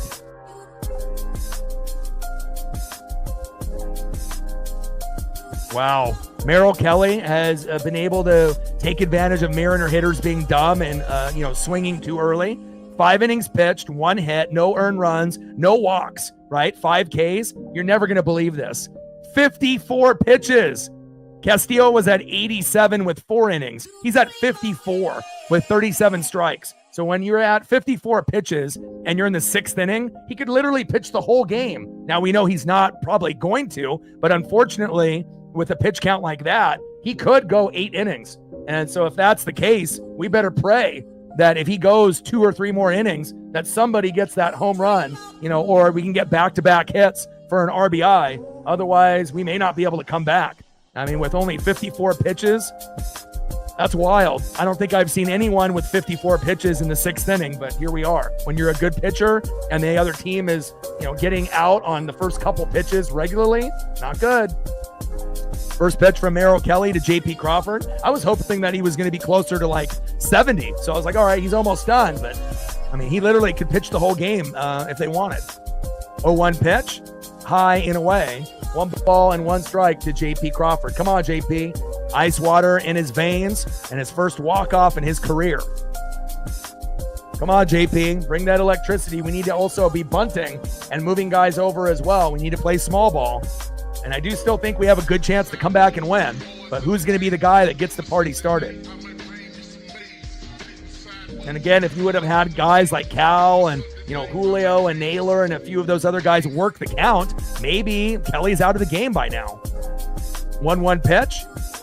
And nice in play. And a nice ground rule double by JP. He is feeling the Uncle Mo and the momentum from last night. Beautiful. This is the first time that we've actually been with a runner in scoring position that we actually feel might be able to come home. Great deep hit by JP. All right, here we go. We know Cole Young is an up-and-coming stud. Let's see if Cole Young can get an RBI single and score JP from second, but we don't want him to, go too quick here. First pitch, and Young flies out to center. 1 away. Work the count. Come on, Cole. 1 away. Next up is Randy Arozarena. We need a home run, a single, an RBI. Let's go. We can't waste this opportunity. Come on, Randy. I mean, if only we could get JP to steal and get the third, but again, we don't want him to get thrown out. I mean, especially when we've only had 1 hit up to this point before JP got the ground rule double. First pitch from Kelly to Arozarena, fouls it off. 0-1 count. Merrill Kelly, freshly acquired at the deadline from the Diamondbacks, 9-6 record, 3.22 ERA. He's a stud.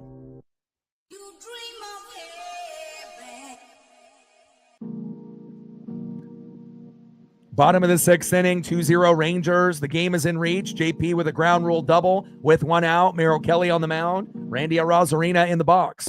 First pitch is fouled off. 0-1 count. 0-1 pitch. In play, and a nice, beautiful single right up the middle. Beautiful. Nice job, Randy. That's what I'm talking about, baby. Here we go, bringing the electricity, and now back-to-back hits, roughly. Or we had 1 batter in between with Cole, but you know what I mean. Next up is big dumper, Cal Raleigh. Now, we can't have 3 swings and 3 misses. Come on, Cal. We're looking for home run number 43.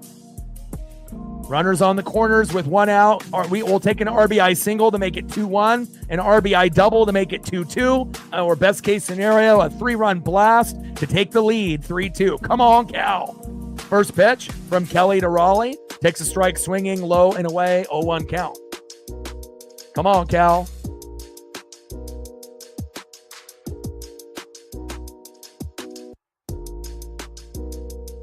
Let's go, baby. You know what we need. Tridents up. Let's go, M's. Like, sub, donate, comment, share. If you haven't smashed that like button yet, please do. Help us get to 100 likes before the stream ends and 100 on the dono train. We're at 12 on the dono train, and I haven't looked to see where we're at on the likes at the moment.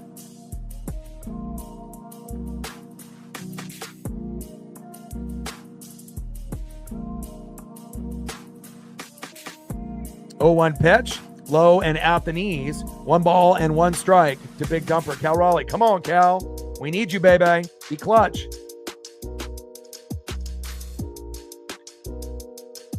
All right, looks like we're at 56. Now 57. Thank you so much. 43 more likes to hit the goal. Let's go, baby.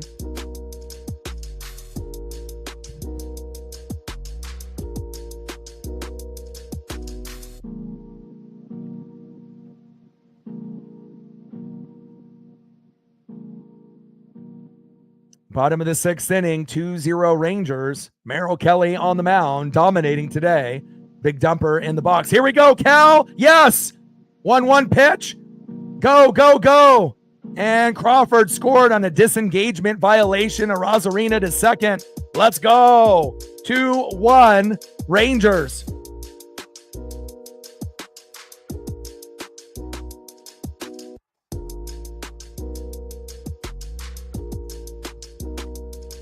Let's go, baby.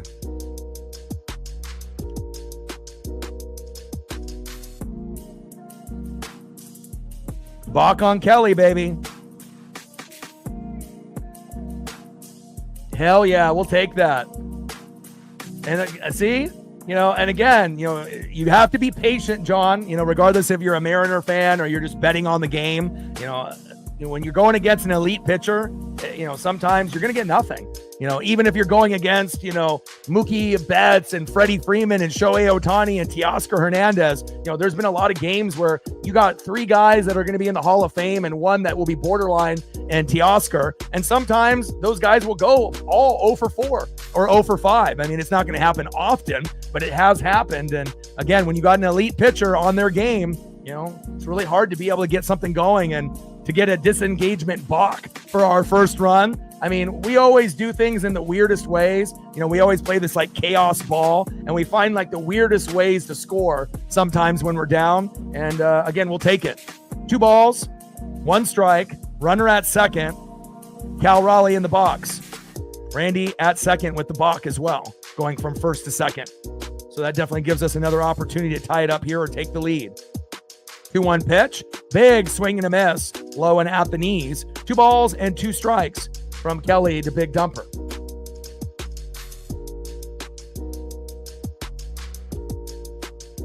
I mean, if anyone has to be patient, it's the Mariner fan base. I mean, going 20 plus years with no playoffs and no hope and still being a hardcore fan, not many fans could do that. 2-2 pitch. And Raleigh strikes out looking. Great pitch by Merrill Kelly. And again, you're not going to see Cal Raleigh struggle too often. And when you do, there is a fucking reason. Guys like this. Next up is Julio Rodriguez. Let's see if Julio can buck the trend and get a home run here or possibly get a 2-run jack. Luckily, they got Armstrong in the pen warming up. So even though the pitch count is low for Merrill Kelly, it looks like they're going to do us a favor and he'll be out after this inning, which would be great. We would love to be able to have someone from the pen come in and we could dominate.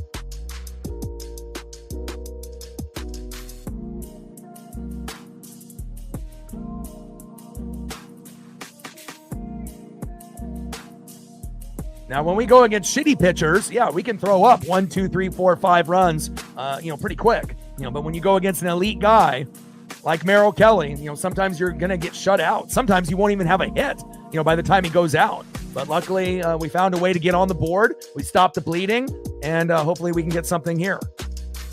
Julio, let's go. Julio with a single. Arozarena scores on the error. Let's go. Let's go.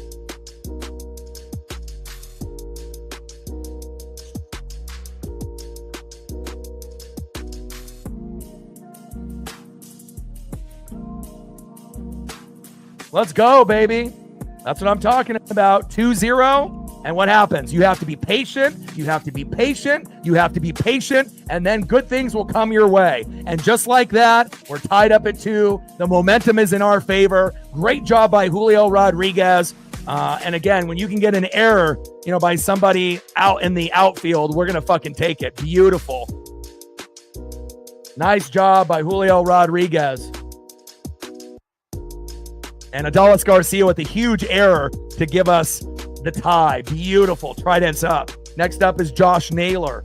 Now we still got a runner at second with Julio Rodriguez. We're very good with 2 outs. So can we get one more? Most of the time the answer is no. Once you end up getting the momentum, it just dies. And you got to wait till the next inning to possibly get more. But with this team, anything is possible. And hopefully we can keep the rally going. And again, we're one of the better teams in MLB this year with 2 outs. In years past, we were terrible. If it was 2 outs, in a matter of moments, you would get out number 3. But with the Mariners in 2025, we could have 2 outs and, get 4 hits in a row. And, maybe one of those is a home run or an RBI. So, you do have a little bit of hope in 2025 compared to, 2023 and 2024. Obviously, we're much better as a team, as you can see. 1-0 pitch, fouled off, high and away. 1 ball and 1 strike from Kelly to Naylor.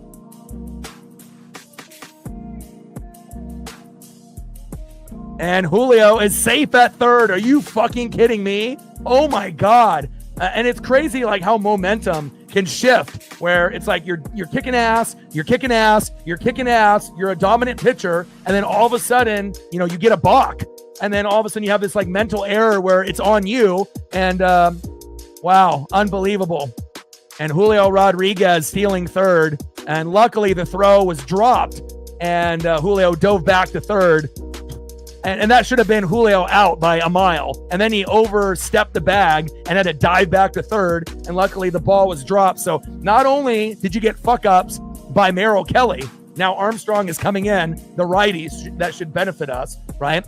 So not only did you get a couple balks by Merrill Kelly after being magnificent for 6 innings, but then you got a couple errors. So it's like, it's one of those things. It's like a dono train, or something else. Things snowball. One dono leads to another. One error or mistake leads to another. And, I definitely wouldn't have expected so many errors. Garcia dropping that ball into right field and then that wild throw. Now Merrill Kelly, instead of feeling really good about what he accomplished, now he feels kind of like a loser. Like, he did everything good up to that last 3 minutes. And it's kind of crazy in baseball how you can be on point for 2 hours. And then all of a sudden in 2 minutes, everything that you worked so hard for just evaporated. So good thing for the M's, and we're right there. Let's go, baby. We got runners at first and third with 2 outs. We're a great 2-out hitting team. And we got Gino in the box. Let's go. Could this be the time where we get Gino's first home run in 2025 with the Mariners? Good vibes only, baby. Let's go. Like, sub, donate, comment, share. You haven't smashed that like button yet, please do.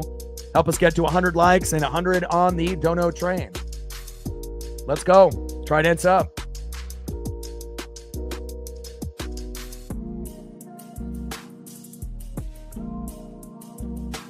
Let them know, man. I'm full time. So again, for others, they may be doing this as just like a hobby or just for fun. But, this is my lifeline. This is something that, is my full-time job. So every single thing that can be done definitely goes a long ways. John is on top of it. Exactly. 0-1 pitch. That one is fouled off right down the middle. No balls at 2 strikes to Eugenio Suarez.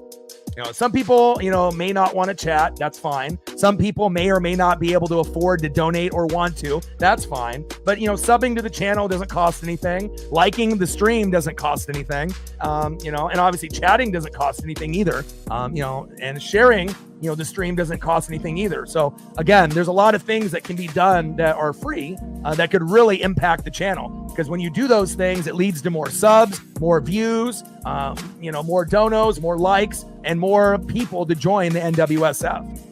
0-2 pitch, low and away. 1 ball and 2 strikes with runners at first and third and 2 outs. We're knotted up here at 2 with the Rangers and the Mariners. Steph in the building, what's good? Ben in the building, what's good? Flying Monk with the tour, appreciate you. Papa Don in the building. What's good? It's a good opportunity to meet new people. And again, if you go through YouTube, no one does a baseball stream like myself. A lot of times, you'll just have the host and that's it. So, for me to be able to produce the show, do live play-by-play, color, as well, and to be able to vibe in the chat. I mean, you definitely, you can't have ADD. You have to be able to multitask like a motherfucker. 1-2 pitch, fouled off, high and away. 1 ball and 2 strikes to Eugenio Suarez. And Naylor steals second. And you know what's crazy about Naylor as being a big boy, not as big as Cal, but he didn't really steal a whole lot of bags, for the Diamondbacks and the Guardians. And now it feels like almost every other day he's stealing a bag. Nice job by Naylor. Let's go. Appreciate you. $2 holla and every dollar counts. Stacks, Rex with the little cactus jack. Bang, bang. Appreciate you. Let me know if there's anything you want to see photo-wise. I got you. 2-2 pitch, and that is out number 3.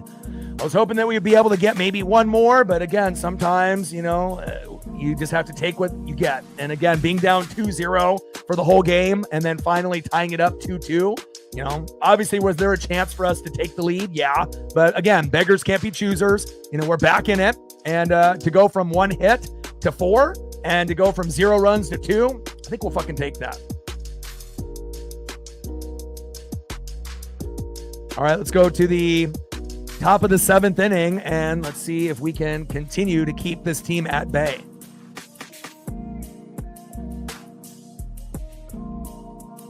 And Vargas already pitched 2 innings, so curious to see who they bring in here. Next up, 0 for 2 with a K, 6-hole hitter, center fielder Wyatt Langford. Batting second, 2 for 2 with a run, first baseman Rowdy Tellez. And batting third, the man that gave him the lead with a 2-run blast, Kyle Higashioka. And the Mariners are doing the smart thing. They're bringing in our best guy, Edward Bizardo. Let's fucking go. And again, Brash was the 1. Spire used to be the 2, but if you actually are looking at guys that haven't fucked up lately, Spire has been shaky. Mooney, as well as Brash, have been a little shaky in the last few outings. But one single man who used to be one of the worst on the team, like Vargas this year, right, with Taylor Saucedo as his partner in crime, Edward Bizardo. And he's turned it around from being one of the bottom 3 in the bullpen to being, right now, our best guy. And let's hope that Bizardo can wheel and deal here in the 7th. Let's go, Bizardo. I love seeing guys improve like this, especially when you go from being one of the worst to being one of the best. It's almost unheard of. But again, you have to really show a lot of appreciation to Garv and Cal and the coaches, as well as Bizardo working very hard with him to be consistent. First pitch from Bizardo to Langford, high and away, 1-0 count. And as of a few weeks ago, he was in the top 3 with the most innings pitched in the American League as a bullpen pitcher. So I'm not really too sure where he's at now. I'd have to probably take a look, obviously, after the stream ends and whatnot. But, being one of the top 2, top 3 guys with innings pitched and being good, that's something that we're looking for. Top of the 7th, 2-2 tie, Rangers and Mariners. 1-0 pitch, and Langford lines out to center. Julio is there. No fly zone. 1 away.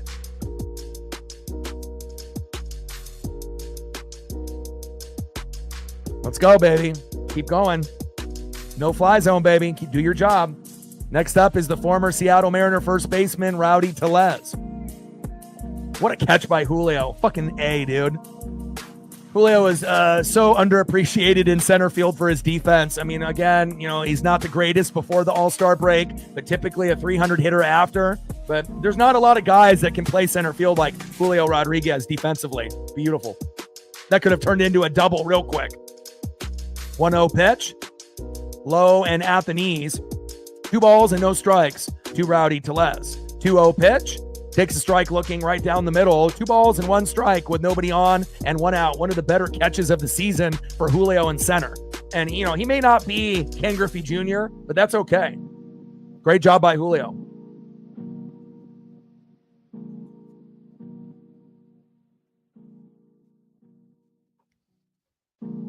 Jason in the building. What's good? 2-1 pitch, fouled off right down the middle. 2 balls and 2 strikes from Bizzardo to Tellez. He was really good at the beginning of the year, batting 350 to 450, had 9 home runs in April, 384 average, and he was one of the best players in MLB at that time. And then kind of hit a wall and wasn't very good for about a month and a half. And then at this point, he's going to be a guy that doesn't hit home runs that often anymore. 2-2 pitch, and that is strike 3 looking. Let's go, Bizzardo, my man. But again, even though Polo may not get you as many home runs as he did at the beginning of the year, he's still able to get you one once in a while and get you singles and doubles once in a while, as well as, maybe getting plunked and walked. So he may not be, a top guy, but he's definitely a guy that, we need on the team. And hopefully he'll be able to get back to the player that he was in April. But that's probably unlikely, but you never know. Guys can get hot, at any given point. And I'll give you an example.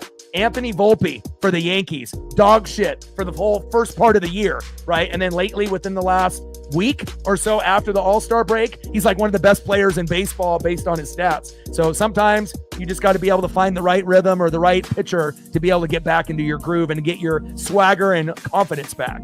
2-0 pitch, takes a strike looking right down the middle. 2 balls and 1 strike from Bizzardo to Higashioka. Yeah, Kelly's already out. Kelly already had to exit because of the balk and then the meltdown. But he was only at like 54 pitches just a few minutes back. So it kind of felt like if he kept going, hell, he could have went 8-9 innings. But luckily he threw the balk. Then there was an error by Garcia in right field, another error in the infield. And then just like that, it turned into 2-2. And, we always find these weird ways to come back. It's not just traditional, and we'll take it. 3-1 pitch. That one is fouled off high and inside. Count now is full. 3 balls and 2 strikes with nobody on and 2 outs. We have all the momentum now with a 2-2 tie. 3-2 pitch outside, and that turns into a rare walk for Bizzardo.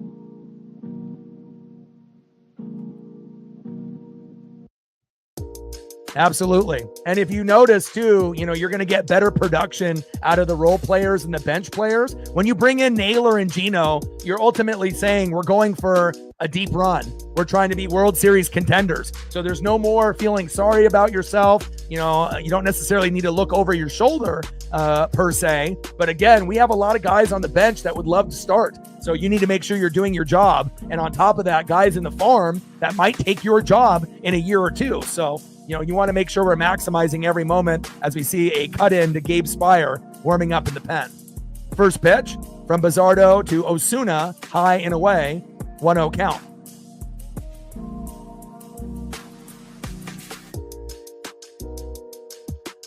Yeah, Naylor doesn't look like a guy that's going to swipe bags on the regular, but the, funny thing that he's doing it is making us better.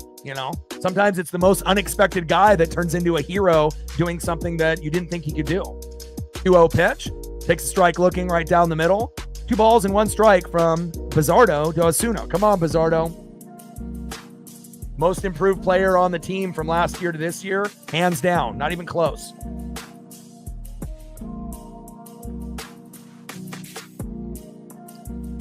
Evan Carter with back spasms on the IL. I was wondering where he was. 2-1 pitch, low and at the knees. 3 balls and 1 strike from Bizzardo to Osuna. Come on now. We got to be able to get a force out at second, pop up, ground out. I don't know if you're going to get a punch out with Bizzardo here against Osuna, but we just need to be able to get easy out number 3.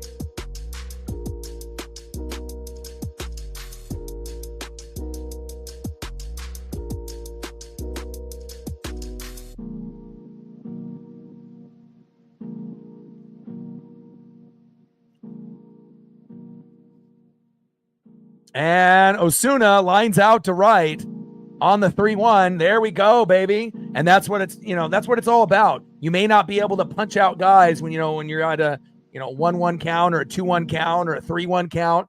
Getting those 2 strikes may not be possible, but just getting a cheap, pitch in there for them to pop up and just to get out of the inning is going to be obviously acceptable. And nice job by Bizzardo not having a fucking meltdown. And nice defense by Dominic Canzone in the outfield. No-fly zone is busy. Nice job, Dom. And after Dom made that catch, let's see if he can turn in something here at this at-bat. Let's go to the bottom of the 7th. Nice job by Bizzardo. Next up, 0 for 2, right fielder Dominic Canzone. It feels like this could be a time for a hit. Batting second, 0 for 2 with a K, catcher Mitch Garver. And batting third, ice water in his veins with his first walk-off last night in his career. 1 for 2 with a run. Perfect placement in the order, not being the 1 or the 9, J.P. Crawford. Trident's up. Let's go M's. And it looks like we're at 78 likes since my 2 lead mods are gone today. I obviously have to handle these duties on my own. Is the main reason why I'm doing what I'm doing. If I had them, I wouldn't have to be so verbal about it. But we only have 22 likes to go. We have at least 50 in the room that haven't hit the like button yet. So if we can get half to do it, we'll hit the goal. We're at 78. We need 22 to go. Let's go, baby.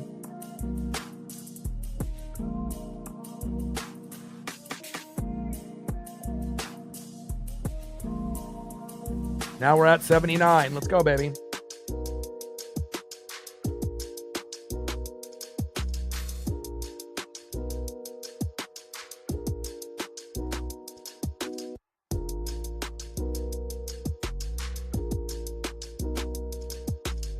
Cool kid in the building. What's good? All right, we're at 79. 21 to hit the goal for the stream. Let's go, baby.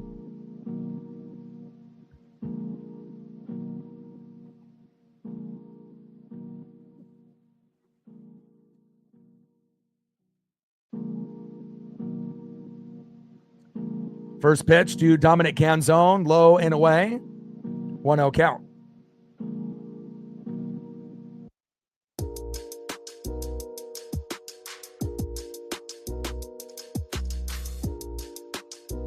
One-0 pitch, and Canzone to center with a single. I told y'all, sometimes, when you end up making a great defensive play, in the previous, inning, you end up getting a hit right away. For whatever reason, is it just like excitement, swagger, confidence, but when you can end up making a great defensive play, more times than not, if you're the first batter after making that big play, more times than not, you do get a hit, a single, a double, a triple, a home run, something big. And Dom gets off the schneid, and I'm not really surprised. It typically is some of those things that does happen. You just have to pay attention. Next up is Mitch Garver. First pitch, high and inside, 1-0 count. And if we can get Mitch Garver to take a walk, I think we'll be in business in this inning. Could be the inning where we take the lead.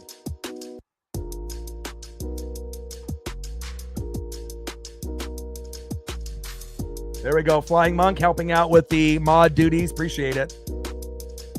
1-0 pitch, low and at the knees. 2 balls and no strikes. Give me that walk. I mean, obviously, I'll take a Garv single, double, or home run, but it's Mitch Garver, right? We already know that he's not going to be a consistent hitter. Every once in a blue moon, he'll be a hero and hit a home run or a big RBI, but at this point, let's just take a walk, right?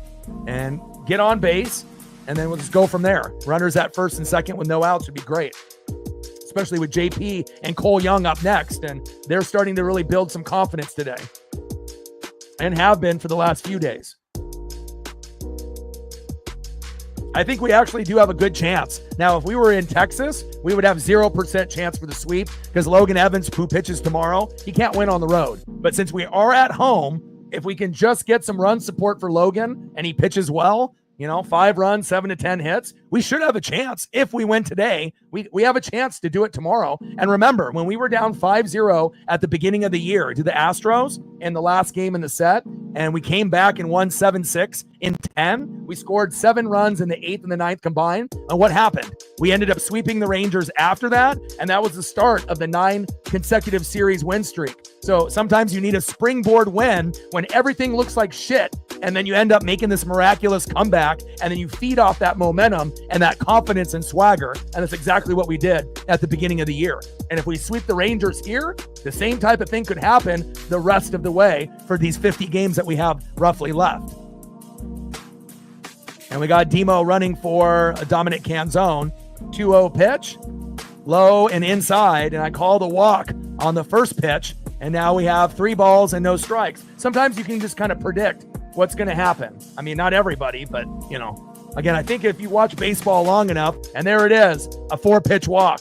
And I called walk on ball 1. So there you go.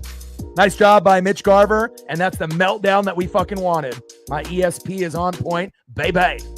Next up, the hero from last night, ice water in his veins, first walk-off in his career, J.P. Crawford. Let's fucking go. Time to take the lead and get the win. Let's go, baby.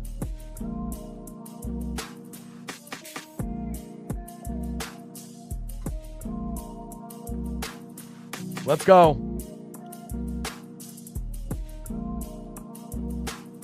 Yeah, and a very good chance for a home run, in these last 3 innings. And if we're lucky, we might actually get more than 1 home run. Obviously, if you get 1 home run here, the game's over. They're not going to come back, based off momentum.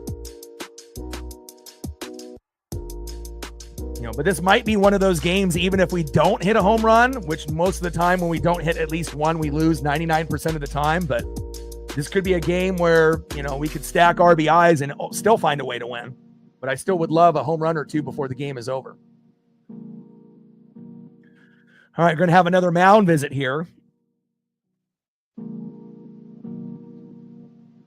It'd be amazing if JP hit a 3-run blast right here and ended up kind of recreating that magic from last night. But that might be a little bit too much to ask, for a guy that doesn't really hit homers on a regular basis. But when's the best time to hit a home run? Right after you hit one, right? Or in the previous game. Keep the hot streak alive. First pitch. And Crawford with a sac bunt to third. Garver to second, Moore to third. And again, when you're going to go for a sac bunt, you go to first base, right? So you sacrifice yourself. So there's no throw to third for Dylan Moore or Dominic Canzone. So to bunt towards third when you're trying to move the runners over, JP kind of fucked up a couple games back and ended up ruining our shot to be able to kind of advance the runners. But this time around, it ends up working. And again, I've been talking about bunting all year and it's a lost art. And great job there by JP, getting the job done and not getting out, or getting the guy at third out for that matter as well. Next up is Cole Young. Let's go. They're having a meltdown and I fucking love it. First pitch, high and away, 1-0 count. 1-0 pitch, high and inside, 2-0 count. Let's go. Meltdown has started. Let's go. Let's go. Got to play small ball. You got to. I wish every, player was schooled in bunting. 2-0 pitch, 3-0 count, low and away. And again, you got to think, how many defenses prepare for bunting, right? Going into the game. You know what the answer is? Fucking 0. That's why so many people get safe when they drop a bunt perfectly, because usually the person that's running to get the ball bobbles it, or the throw to first is wild. Right? It's not like every time you bunt, you're out. You actually have probably a better chance of being safe if you drop it down correctly than even a regular swing. But people are afraid to do it, and you also have to have good hand placement, which some people don't because they don't practice it, right? 3-0 pitch, takes a strike looking right down the middle. 3 balls and 1 strike to Cole Young. We got runners at second and third and feels like the game is about to open up. 3-1 pitch. Oh, baby. The meltdown has started, and that's another walk. Nice job, Cole. Let's go, baby. Next up for the Mariners, bases loaded with 1 out, Randy Arozarena. Swag, swag, swag. Let's go. First pitch, takes a strike swinging. 0-1 count. Don't strike out on 3 pitches, Randy. Be patient. Best case scenario, get the mustard and rye bread, the grand salami, then it would be game over. But again, RBI single would be just as fine. But we got to be able to score at least 1 here with bases loaded at the very minimum. You don't know what's going to happen in the 8th and the 9th. Oh, the bunts make me happier than anything, man. I mean, like I said, like for me being a fan, I'm a defensive-oriented fan, like, not only in baseball, but also in football. So I like linebackers, I like safeties, I like offensive line, I like special teams, I like coaching. It's not just about quarterback, running back, wide receiver, and tight end. And I feel most people are that way. I love the small ball aspect. 0-2 pitch. and takes a strike 3 looking. Come on, Randy. 2 away. But again, it could have been worse. Randy could have hit into the double play, and then I would have lost it. So, all right, here we go. We got a guy with a chance that's not going against Merrill Kelly. Could you do the grand salami for home run number 43? As he fouled that one off himself. Not ideal there for Randy. 2-2 die. Bases loaded. 2 outs. Big dumper, Cal Raleigh in the box. Let's go, Cal. No 3 swings and a strikeout. Let's go. This is not Merrill Kelly. Let's go. First pitch, high and inside, 1-0 count. This could end up being even a walk like we had last night and bring in that runner from third home as a cheap one. 1-0 pitch, 2-0 count. 2 balls and no strikes. And Cal, we know that you can hit home runs, but again, you might actually do better for the team by not even swinging at some point in this at-bat, depending on where we go here. But we got a 2-0 count. And I don't want to see Cal have some cheap pop-up or ground out with bases loaded. Come on, Cal. Big RBI single or a big walk. 2-0 pitch. Fouled it off right down the middle. 2 balls and 1 strike with bases loaded and 2 outs. We've climbed back into this matchup down 2-0 with a 2-run blast by Kyle Higashioka over Luis Castillo. And we're looking for home run number 43 and a grand salami. Come on, baby. Let's go. Come on, Cal. Cal's 0 for 3 with 3 Ks, which is really rare. Let's go 1 for 4. Be like Dom. Find a way. Come on, Cal. 2-1 pitch. Takes a strike swinging right down the middle. 2 balls and 2 strikes to big dumper, Cal Raleigh. Come on, Cal.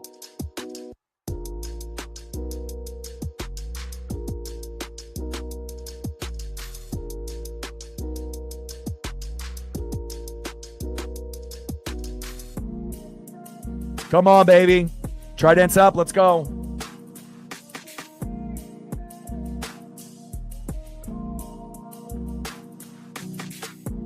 Bottom of the 7th. Bases loaded. 2 outs. 2-2 pitch. Low and at the knees. Count now is full. And this is the turning point of the game. 3 balls, 2 strikes. Bases loaded. 2 outs. Mariners down 2-0. We tied it up. And now we're trying to take the lead and win this fucking game. 3-2 pitch. Fouled off, low and at the knees. Count still remains 3 balls and 2 strikes with bases loaded and 2 outs. And that might be like the most exciting time, if you can actually get something good to happen here. Let's go.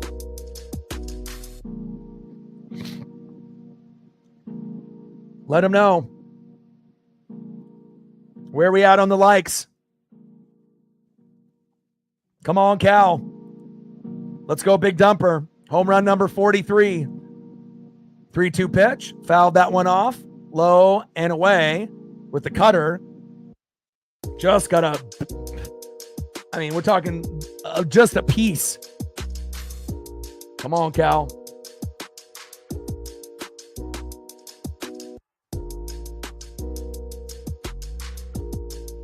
Three-two pitch and strikes out looking brutal.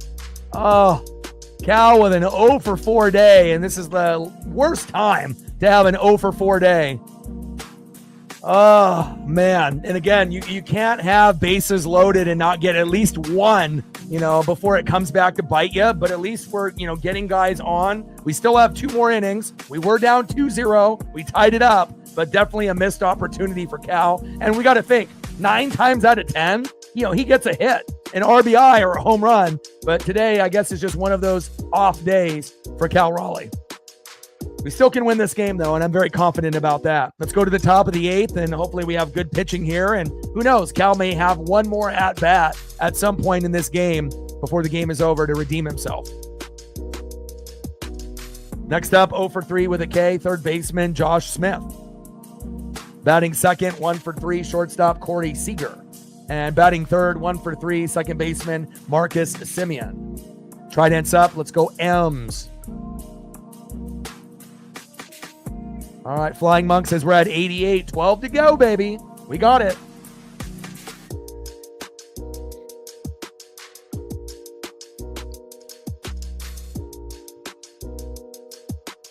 And we gained 2 more subs. 29 to go to 21,300. Shout out to all the new subs that we've acquired, typically about 5 to 15 every day. Appreciate all the people watching from all over the globe. We're moving Demo into right field. And Gabe Spire is coming in for Bizzardo.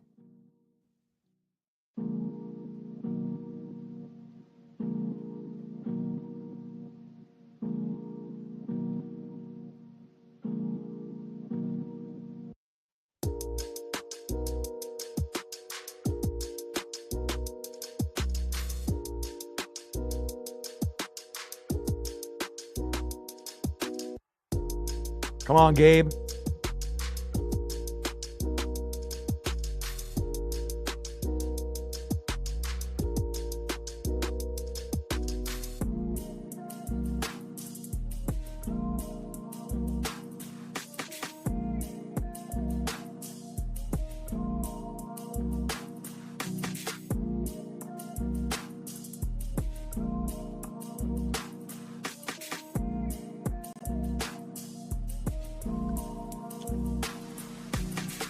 Gabe Spire on the mound, relieving Bizzardo. Josh Smith in the box.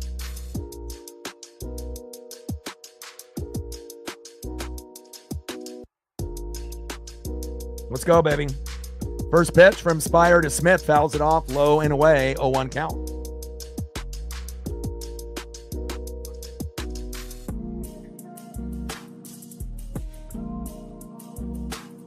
Top of the 8th inning, 2-2. Rangers and Mariners. Rangers started off hot with Kyle Higashioka with a 2-run blast, but since then it's been pretty much, Mariners for the last few innings. But we got to find a way to take the lead here.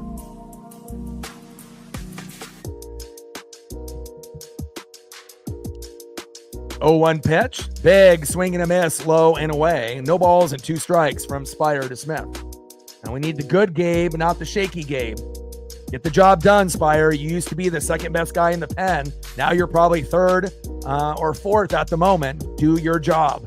0-2 pitch, in play, and Smith flies out to left. Randy is there, 1 away.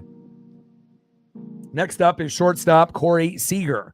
Top of the 8th, 2-2 tie with 1 out. Seager in the box, Gabe Spire on the mound. Let's go, Gabe. First pitch, low and away. 1-0 count. Yeah, even the greats and the Hall of Famers, sometimes have 0 for 4, 0 for 5 days. It's not ideal when you see Cal go 0 for 4 or Judge or Ohtani, but it does happen. Baseball is the hardest sport to play besides, hockey. Takes a lot of skill. Top of the 8th, 2-2 tie. Higashioka with a 2-run blast early, but it's been all Mariners since. We need the momentum. 1-0 pitch, in play, and Seager grounds out to first, 2 away. I like this version of Gabe that I'm seeing. There we go, baby. Find a way. Bring that electricity. No hits, no RBIs, no home runs. Do your job. Do your job. Next up is Marcus Semien. Let's get this last out here. Yeah, I think it is one of the hardest sports to bet on as well, because you can't just bet based off record alone or a good team playing a bad team. That's for damn sure. First pitch from Spire to Semien, high and away, 1-0 count. Yeah, betting on the NBA and the NFL and college football is much easier, and those are still really hard as well. But I feel like baseball and NHL are pretty hard to bet on too, depending on if you're betting on those sports or not. 1-0 pitch, low and at the knees, 2 balls and no strikes from Spire to Semien.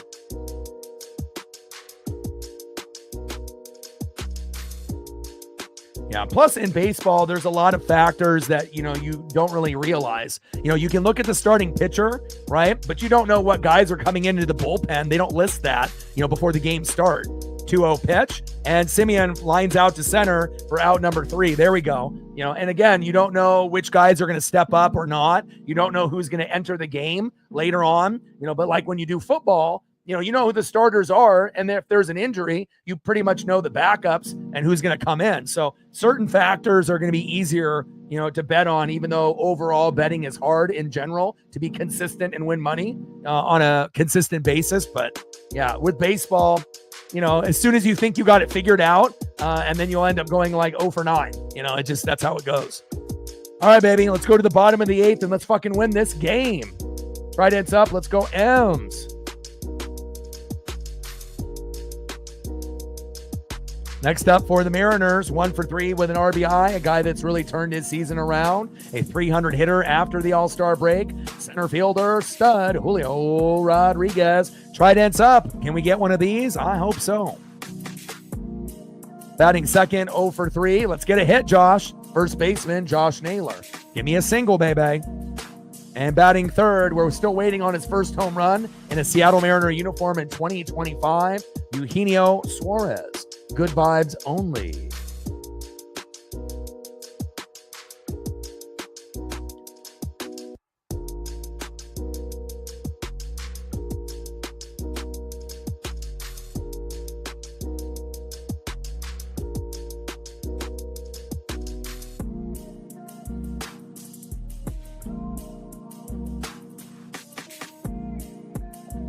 All right, we're 10 likes away from the goal. We got 40 people in the room that haven't hit the like button yet. We only need a fraction of those, and we're there. Now we're at 91. 9 more to go to hit the goal.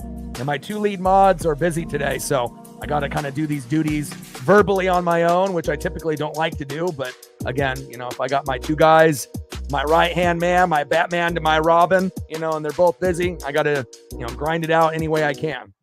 And so we need 9 more likes to hit that goal. And we're at 14 on the Dono train, 86 to go on that end. Matan in the game for the Rangers, Julio in the box. First pitch, cutter by Matan. Julio fouls that one off, 0-1 count. Let's go, baby.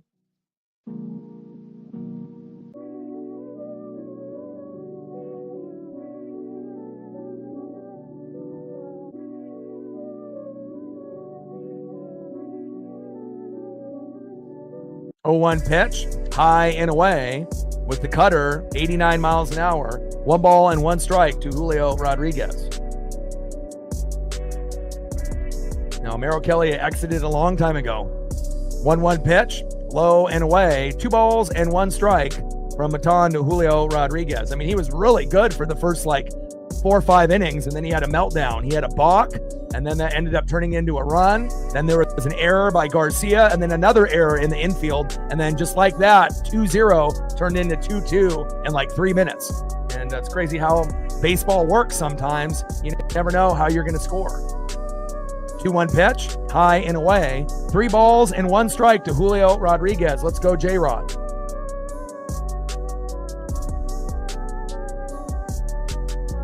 Now we're at 95. 5 more likes to go. We're almost there. 3-1 pitch, fouled off right down the middle. 3 balls, 2 strikes with nobody on and no outs. We're in the bottom of the 8th inning with a 2-2 tie. 3-2 pitch, big swing and a miss. Nope. Takes a strike 3 looking. 1 away. Down goes Julio. Next up, 0 for 3, first baseman, Josh Naylor. Come on, Josh. 1 for 4. You can do it. On deck, Eugenio Suarez. Good vibes only. Let's go, Gino.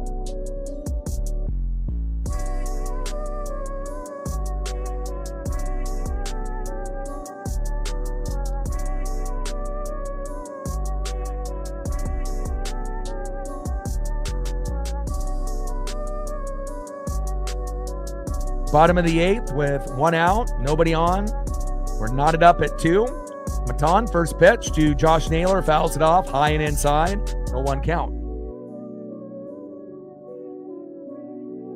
Come on, Josh.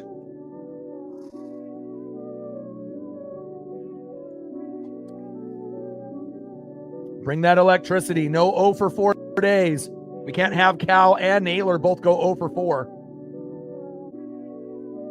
0-1 pitch, low and away. 1 ball and 1 strike to Josh Naylor. Bottom of the 8th, we're knotted up at 2. We have a very good chance to win this game, and we win today. We're going to have a chance with the sweep tomorrow with Logan Evans, our worst pitcher out of our starting 5. But at home, he's electric. On the road, he's terrible. So luckily, we're at T-Mobile, and we just need to get this dub. 1-1 pitch, low and away. Curveball missing that strike zone by a few inches. 2 balls and 1 strike to Josh Naylor. Come on, Josh. And the cool thing about Josh is, even though he's a, kind of a bigger dude, if we can get him on first, he'll probably steal second. Hell, he might even be able to steal third. The guy is stealing more bags with the Mariners in a few games than he has in his fucking career with the Diamondbacks and the Guardians. I don't really know where that came from, but as long as he's not getting thrown out, I'm here for it. 2-1 pitch in play, and he grounds out to second, and that is 2 away. Hard to be able to get a lot of production when Cal and Naylor are 0 for 8, but hopefully someone else will step up. Maybe this guy right here. 0 for 3 with 2 Ks. We can't have you go 0 for 4 as well. Come on now. Eugenio Suarez. Good vibes only. Let's go. First pitch, low and away, 1-0 count.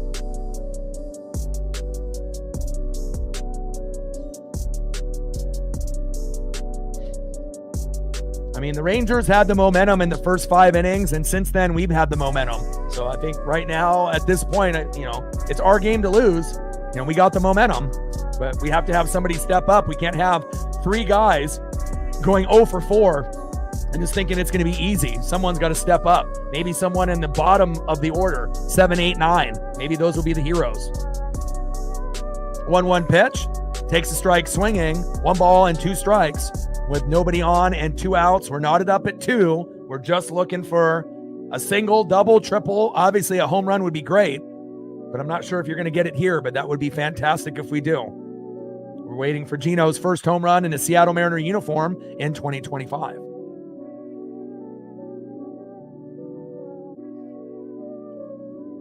And Gino could end up hitting a home run, but I'm not sure if I really feel a home run at this particular at-bat. If the game goes extras, maybe he gets one there, but 1-2 pitch, high and away. 2 balls and 2 strikes from Matan to Gino.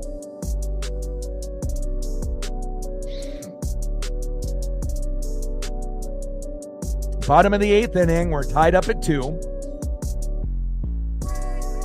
2-2 pitch. And Gino lines out to left, and that's out number 3. And again, sometimes I'll just have these feelings, based on their, kind of their posture and the way that the pitches are coming in. And sometimes I'll feel like, okay, the home run is about to happen or they're overdue. And then other times I just, I don't feel it. And that at bat, I didn't feel it. And again, Gino might be able to do something if he gets a chance to hit in extras, but it just didn't feel like he was going to be the guy. Right now, to me, it feels like the end of the order, has the best chance to kind of get it done for us. Because at the top and the middle, hasn't really been very good, but maybe the bottom end of the order, Dom, obviously, you can't really count on Garver. And now they brought in Dylan Moore, so we'll see what the lineup looks like. But maybe a JP Crawford or Cole Young, maybe one of those guys will be the hero. I hope so. Let's go to the top of the 9th. We're tied up at 2. Next up, 0 for 3 with a K, right fielder Adalis Garcia. Batting second, DHing in the 5-hole, Jock Peterson. And batting third, center fielder Wyatt Langford. Trident's up. Let's go M's. So they had Demo pinch hit for Canzone, and then Garver, and then you got JP Crawford.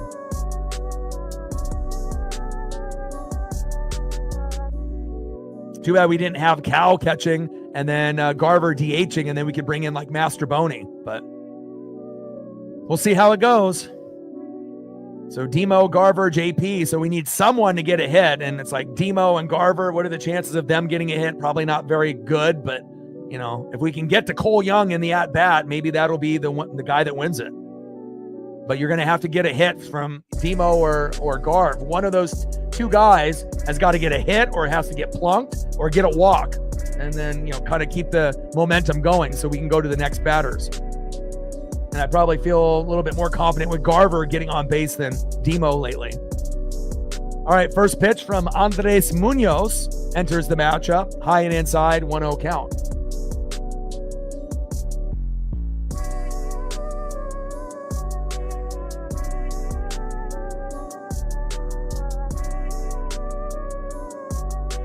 One-0 pitch, fouls it off low and at the knees. 1 ball and 1 strike from Munoz to Adolis Garcia.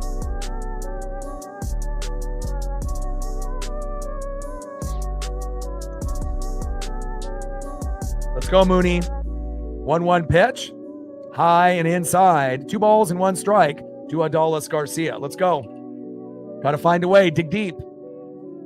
2-1 pitch. 4-seam fastball should have been called strike, but called ball. Come on, ump. 3 balls and 1 strike with nobody on and no outs.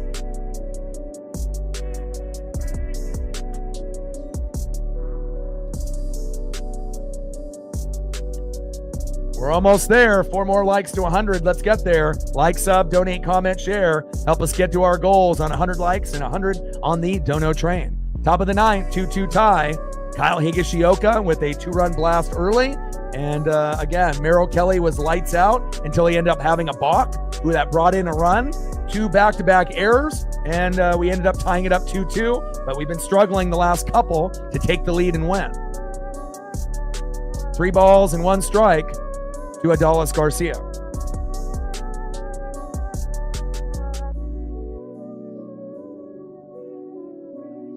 Three-one pitch and grounds out to JP. Throw to first. 1 away.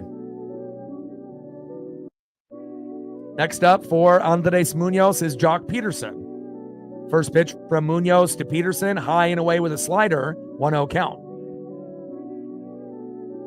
1-0 pitch, takes a strike looking high and away. It's slider, 94 miles an hour. 1 ball and 1 strike from Mooney to Jock.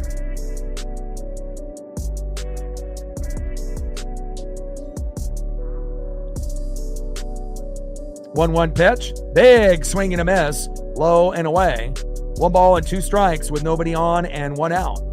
2-2 tie between the Rangers and the Mariners. And we're looking to win the series. And if we win this game, obviously we're looking for the sweep tomorrow.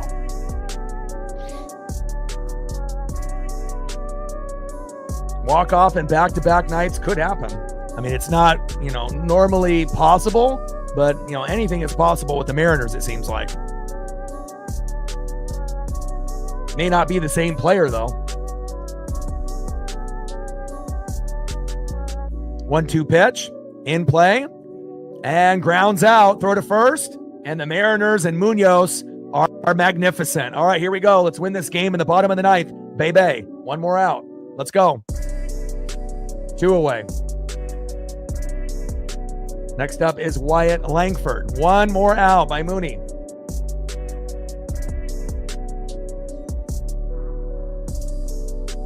First pitch, takes a strike looking right down the middle, 0-1 count. I mean, any way that we can find a way to win 3-2 or 4-2, depending on if we have another guy on base, and if we win in regulation or the 10th, 11th, or 12th, just got to find a way to win.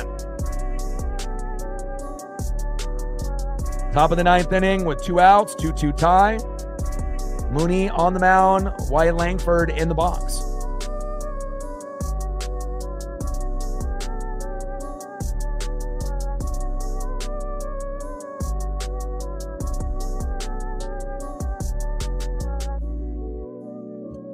Oh, 0-1 pitch, in play, and doubled to right. Wow, nice hit by Langford. Was not expecting that. Nice job by Wyatt. All right, we got to be able to shut the rally down, and now we're going against our former Seattle Mariner first baseman in Rowdy Tellez. He's had a great day so far, 2 for 3. He's been good in the series. Don't get any fucking crazy ideas, Rowdy. And Dylan Moore bobbling the catch in right field. That's why you don't have him fucking play. He can't fucking hit. He fucking can't play defense. Why is he on our team? If that's Dominic Canzone, he makes the play. Come on, Dylan. And it's his birthday today. Fucking A, Dylan. Way to fuck up on your birthday at the end. Catch the damn ball, Dylan. It was right in your mitt. Happy birthday ain't going to be happy pretty soon here. The fuck, man. 1-1 pitch. Takes a strike swinging. 1 ball and 2 strikes to Rowdy Tellez. Dylan, what are you doing? I hope he has a happy birthday, but Jesus. Especially if it's like inches from your mitt and you miss it. Come on, man. It's not like you had to dive and, Superman it just to get the out. 1 ball and 2 strikes with a runner at second and 2 outs. Come on, Mooney.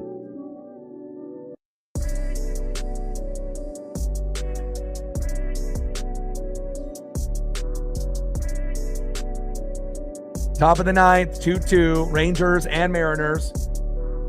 Happy birthday. Not JT, if your birthday is today. 1 strike away. Let's go.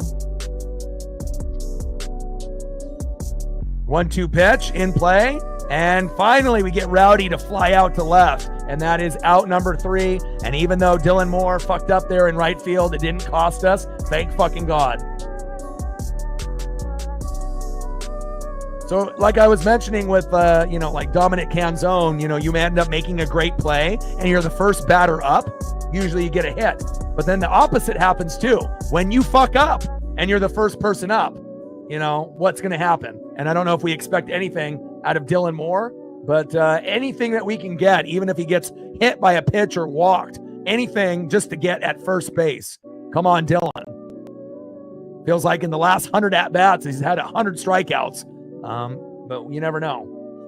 Leading off, Dylan Moore. Wish Dominic Canzone was in the game, but, that's Dan Wilson. Batting second, 0 for 2 with a base on ball and a K, Mitch Garver. Wish this was Harry Ford.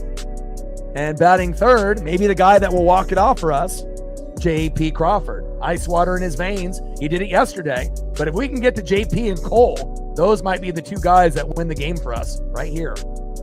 Trident's up. Let's go M's.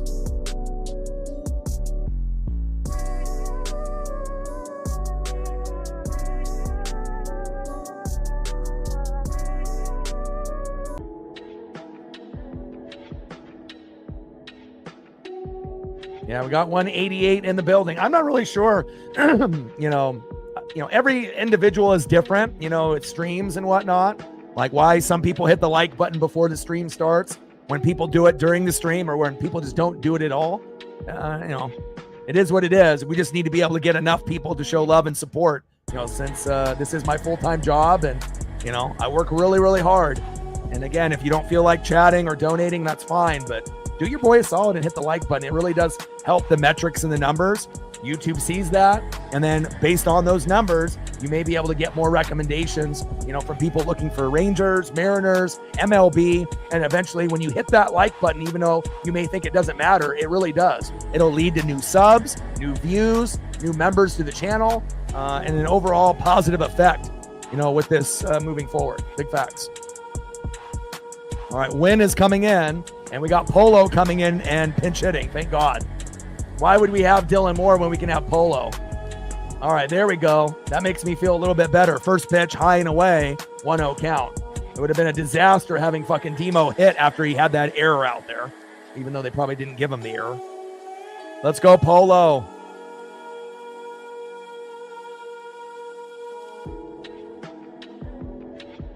One-0 pitch, low and at the knees. 2 balls and no strikes to Jorge Polanco. Let's get a single, Polo. But now with Polo, Garv, JP, and then hopefully we get to Cole Young, this might be the guys that win it for us. Obviously, the first 6 haven't been the greatest today. Obviously, quite a few guys 0 for 4, right? Cal, Naylor, and Gino. Got to have another guy step up. Let's go. 2-0 pitch. High and away. Now we got 3 balls and no strikes to Jorge Polanco. Looking good. Meltdown, baby. 3-0 pitch. Takes a strike looking high and inside. 3 balls and 1 strike to Jorge Polanco. Let's go.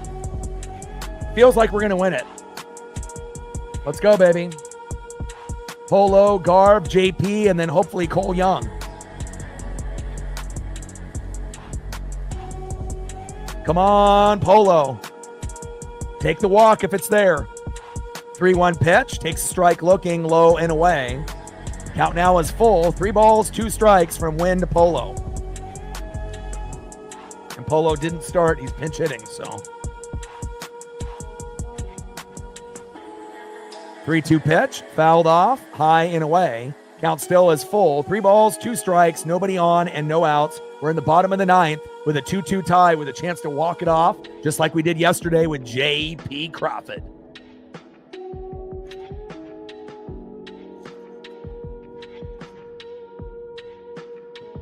Come on, baby.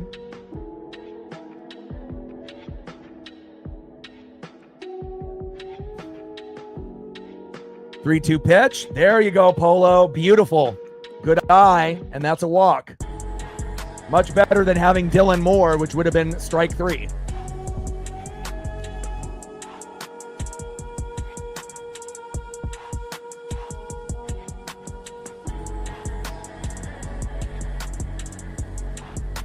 And we're going to have Masterboni run for Polo. I like that. And now we have Mitch Garver. And hopefully we can get another walk or a plunk on Garver. I mean, if he's good enough to hit a walk-off or get a single, so be it. But, you know, I think we feel a little bit more confident with JP and Cole Young as of late to be able to step up. But you never know. Sometimes it's like those least unexpected guys, you know, not named Dylan Moore, that can do something. Maybe this will be Garver's day. You never know. First pitch, fouled off. 0-1 count. 0-1 pitch from Wynn. Fouled off again, high and inside. Garv in a jam with an 0-2 count. Probably not going to be able to get a walk now. Come on, Garv. Now you just got to try to get a single just to be able to move the runner over and get Masterboni to get to second. Come on, Garv. 219 average, 6 homers, 23 ribbies. Not good stats, but, you know, it is what it is. Obviously, having Harry Ford being our backup catcher would be better, but, you know, just a matter of time. Bottom of the 9th, 2-2 tie. 2-run blast by Kyle Higashioka early. Then we had a balk by Merrill Kelly and back-to-back errors. And the Mariners scored 2, and we've had all the momentum since. 0-2 pitch, low and away. Splitter missing the strike zone by about 6 inches. 1 ball and 2 strikes with a runner at first. And no outs. Miles Masterboni at first and J.P. Crawford on deck.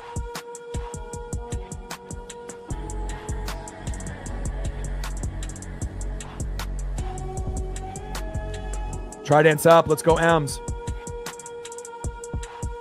1-2 pitch and big swing and a miss. Down goes Garver. And that's a typical, you know, out for Mitch in the 2025 season. And that's fine. 1 away.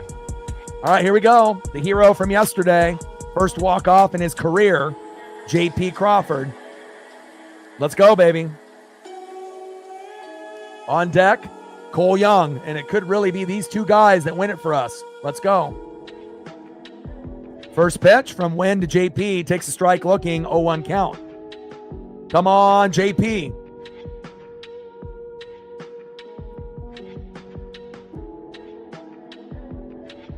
I mean, statistically speaking, it's going to be pretty tough to have back-to-back walk-off homers, you know, but you never know.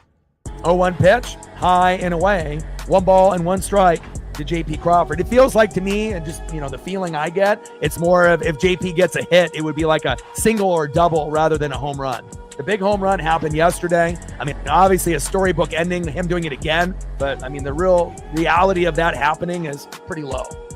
1-1 pitch, takes a strike swinging, 1 ball and 2 strikes to J.P. Crawford. But again, in baseball, anything can happen. And him, you know, having a walk-off would be just fucking insane.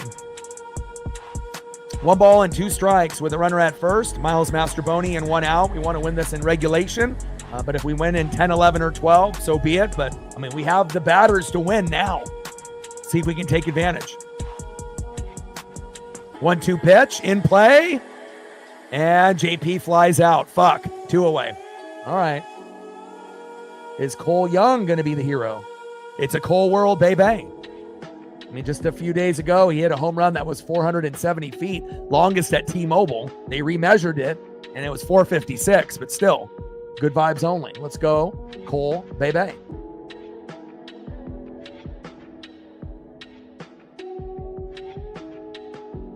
First pitch from Wynn to Young. Takes a strike swinging, low and away, 0-1 count.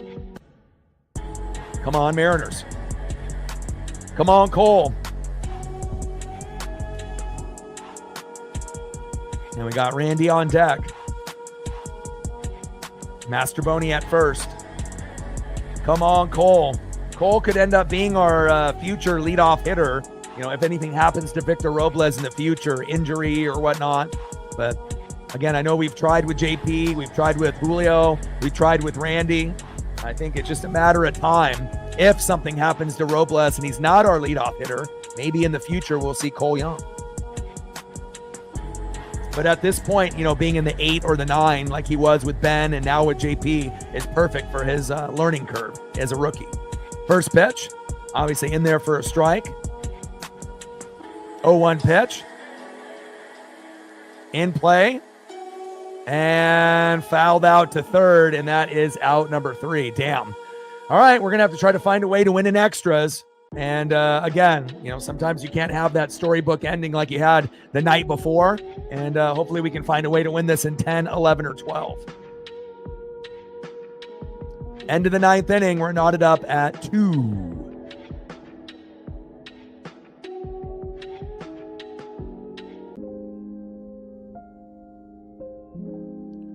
Next up, 1 for 2 with a run. 2 RBIs and a base on ball. 2-run blast to give him the 2-0 lead early. Kyle Higashioka. Batting second, left fielder in the 9 hole, Alejandro Asuna. And batting third baseman, Josh Smith. Trident's up, let's go M's. And now they're going to be bringing in Brash for Munoz.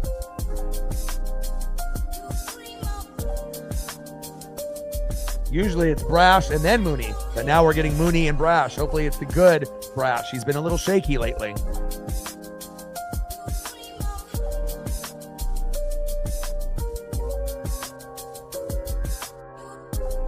Top of the 10th, we're knotted up at 2.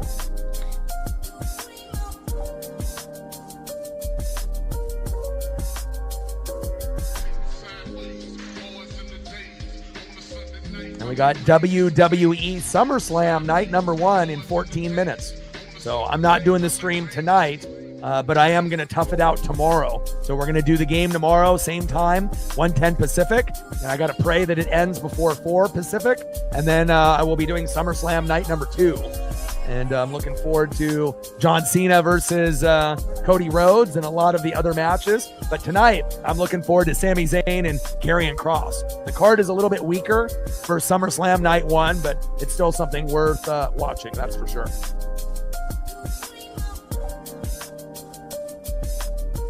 All right, Duran is running for Tellez at second. We're in the top of the 10th now. First pitch from Brash to Higashioka. Takes a strike looking, high and away. 0-1 count. Yeah, Brash is very good, Cody. One of the best in MLB as far as bullpen options. 31 games, an ERA of 1, 28 Ks to 11 walks. He's just been a little shaky the last couple outings, but overall, he's very good. 0-2 pitch, fouled off low and away. No balls and 2 strikes from Brash to Higashioka. Yeah, I'm not doing SummerSlam today. I mean, I'm already starting to lose my voice because I work 7 days a week and I barely have any time off. So I work really hard. So again, if I were to do 7 hours in a row here today and 7 tomorrow, you know, I'd probably get a little burnt out, you know, since I'm pretty much doing every Mariner game, you know, throughout the season. So I got to be able to, you know, have my voice get rested a little. So I'm going to watch SummerSlam with my pup and then I'll do, you know, Mariners and SummerSlam tomorrow. So 0-2 pitch, high and away. 1 ball and 2 strikes to Kyle Higashioka.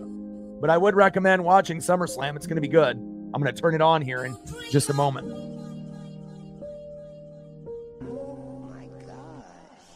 But if you actually look at the card for today compared to tomorrow, tomorrow's is much better top to bottom. 1 ball and 2 strikes with a runner at second and no outs. 1-2 pitch, high and away. 2 balls and 2 strikes from Brash to Higashioka.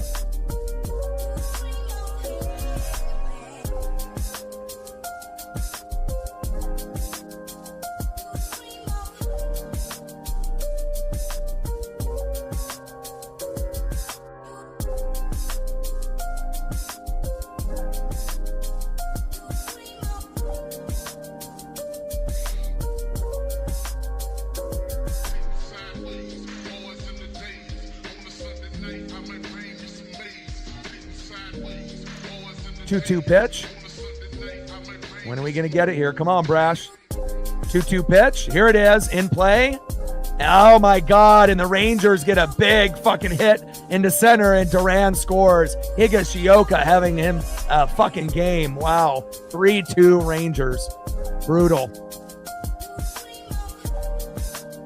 Why did Julio not dive for that catch? If he would have dove, he could have gotten out, but he didn't dive and now we're down a run. Brutal. I don't think it really matters if you're at home or on the road when it goes into overtime innings.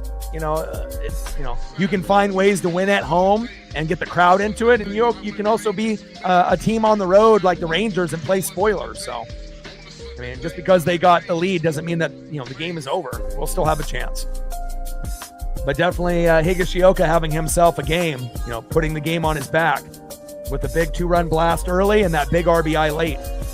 1-1 pitch to Osuna. Takes a strike swinging low and at the knees.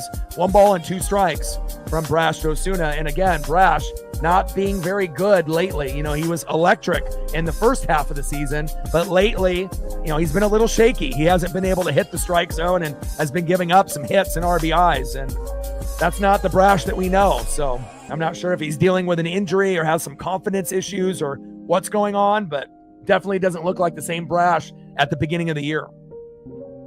1-2 pitch, fouled off low and at the knees. 1 ball and 2 strikes from Brash to Osuna. 1-2 pitch, high and away. 2 balls and 2 strikes from Brash to Osuna. Come on, Mariners.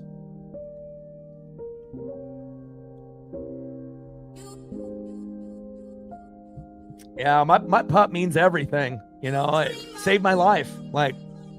Figuratively and literally.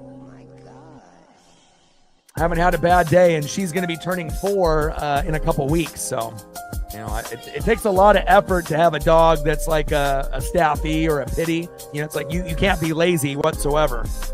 You have to put in the work. And Osuna with a single to right, Higashioka to second, and this is a meltdown by Brash.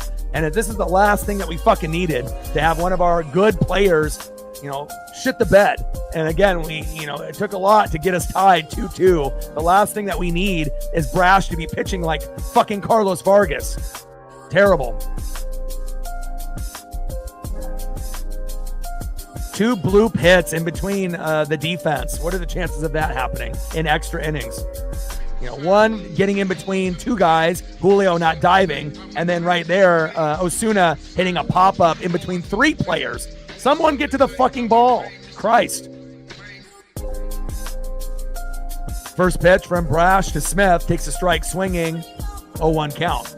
Just based off what's happened, it feels like this is going to be an L. We're going to need a fucking miracle. We can't, this is a game where we couldn't afford to have 3 players 0 for 4. Cal, Naylor, and Gino. You can't win with those 3 guys going 0 for 12. You just can't. But Brash, it looks like he fucked up. It's not over yet, but we're down 1. They got runners at first and second with no outs, and Brash does not have the confidence on the mound. It feels like it's going to explode here in a minute. And it's like, are we going to have enough bats to be able to catch up? Hell, I don't even know if we're going to be able to.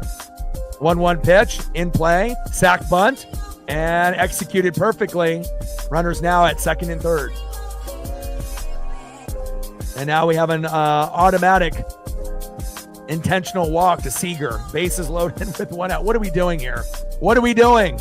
Did we just give up? And there's a reason why we have Brash normally before Munoz, not after. And that's on Dan Wilson. You don't have a guy, go after your closer. You have to have him before. But maybe just stay away from him for a while and go with Bizzardo for 2 innings and just leave Brash on the bench. Oh, man, we worked so hard to catch up in this game, and now we're having a goddamn meltdown.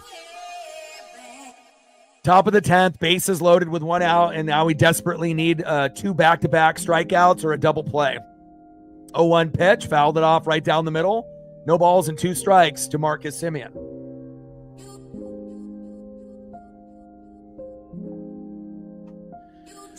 Oh, man. I hate when we have good players that fuck up. It's like if Vargas fucks up, or Snyder, Legomina, Thornton, I know he tore his Achilles, but, guys like that, you kind of expect it, but you never expect your good players to fuck up. 0-2 pitch. And another ground out to the shortstop that Higashioka scores, and now it's 4-2. Jesus Christ. This is the worst outing for Brash in 2025. We've never seen him play like this bad. Like, we've seen him give up like a run or a hit or two, but not a meltdown. Next up is Adalis Garcia. Runners at second and third. Now we're down by 2, 4-2 with 2 outs. First pitch from Brash to Garcia. Low and away, 1-0 count.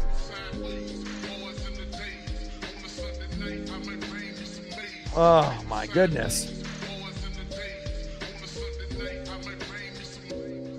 1-0 pitch, high and away. God, Lee, he's missing the strike zone by 5 feet. What is going on here? I mean, the only thing that's going to make me happy now is SummerSlam and Colleen Wolfe on my shoulder. Come on now. 2 balls and no strikes. With runners at second and third and 2 outs, Brash having a meltdown on the mound. Adalis Garcia in the box.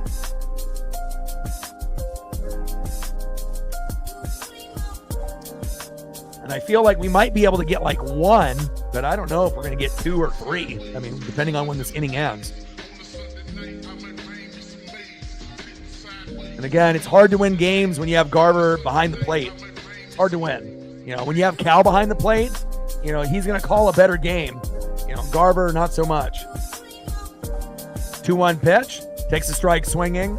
High and inside. 2 balls and 2 strikes to Adalis Garcia. For the love of God, get this last strike so we can get out of this.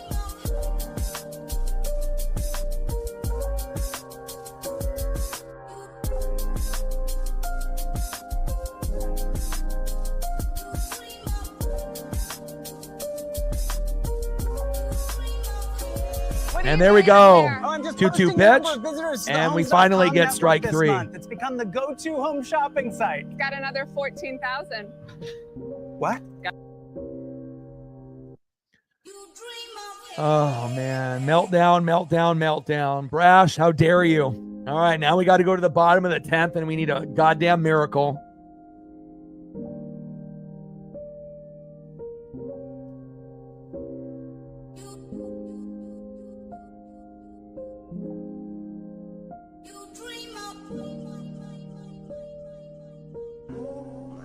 I gotta turn SummerSlam on.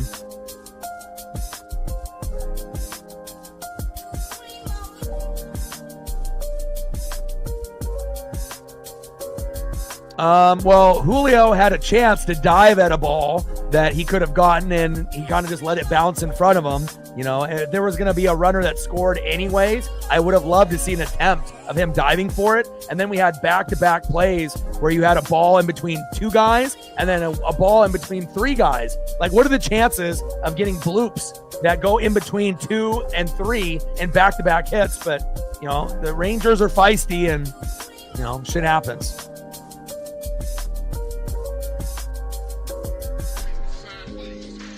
We got Roxanne Perez, Alexa Bliss, Charlotte Flair.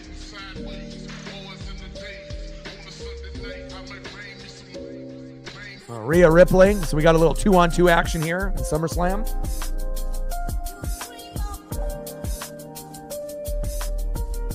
All right. Last opportunity here for the Mariners. And if you are a wrestling fan, SummerSlam obviously is on right now. Leading off here in the bottom of the 10th, Randy Arozarena. Batting second, big dumper Cal Raleigh. And batting third, center fielder Julio Rodriguez. I mean, it's not, impossible, but it's going to take a hell of a lot to be able to come back here. And when we don't hit a home run, we typically don't win. Half of our runs in 2025 are home runs. So it's like you got to hit at least 1 or 2 to have a chance. And if you don't hit any, we're not really built to get 10 hits and 5 RBIs and we win that way. So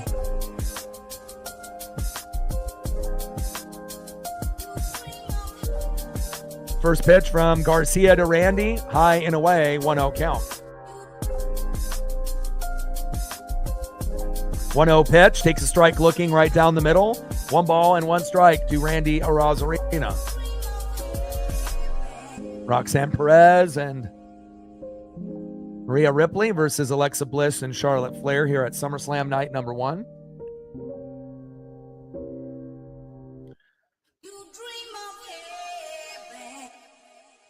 What's good, brother?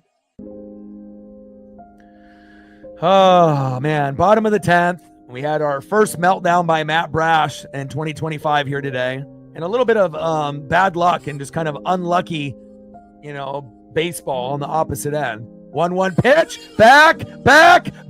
See ya! Let's go. Randy Arozarena homers to left center. 424 feet. Cole Young scores. 4-4. Baby!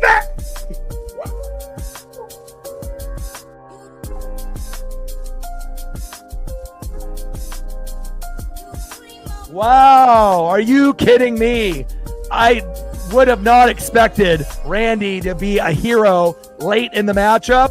Unbelievable. And this team is different after getting Naylor and Gino. I mean, if you have that scenario of all those bad things happening with Brash and the defense, the chances of us coming back in that scenario was like 1 in 1,000. And that was the one. Unbelievable. Let's fucking go. Randy, are you kidding me? Are you kidding me? Let's fucking go. 4-4, and we have a chance to win right now. Let's go. Next up is Big Dumper Cal Raleigh. First pitch, swing and a miss, 0-1 count. With Julio on deck, let's fucking win this again. Unbelievable. Unbelievable. I mean, Ranger fans have to just be losing their goddamn minds. This was like 99.999% win. We wouldn't have. I'm in shock right now because, again, we're finding ways to win where earlier in the year we would have taken the L, and we're finding a way. 1-1 pitch, big swing and a miss, high and away. Monkey with a 50. 1 ball and 2 strikes to Big Dumper Cal Raleigh. Oh my. Swung on and belted deep to center field, and that will fly away. $50 holla. Appreciate you. Thank you for the support. 1-2 pitch. High and inside. 2 balls and 2 strikes from Garcia to Big Dumper Cal Raleigh. And again, with Naylor and Gino on the team now, it feels like we can do anything. Like, it almost feels like we're, I don't know. We're playing with house money. It just feels like we're in Vegas and we're just on a hot streak right now. Things are happening to the team that are almost unexplainable. 2-2 pitch, low and away. 3 balls and 2 strikes from Garcia to Big Dumper. Appreciate you. Thank you so much for your love and support to the channel. Stacks, racks with the little cactus jack. Bang, bang. 3-2 pitch, and Cal with one of his first 0 for 5 days in his career. Unbelievable. But again, we might still be able to win even with that happening. Let's go. All right, Julio, you've been a little bit more consistent and hotter than Cal after the All-Star break. Let's see if Julio can be the hero here. It's 4-4. We're in the bottom of the 10th. We only have 1 out. Let's go. First pitch from Garcia to Julio. Low and in the zone, 1-0 count.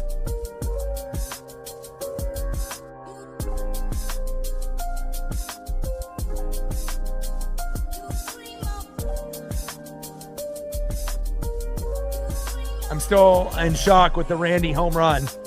Unbelievable. Ghost runner on second. Cole Young. Incredible.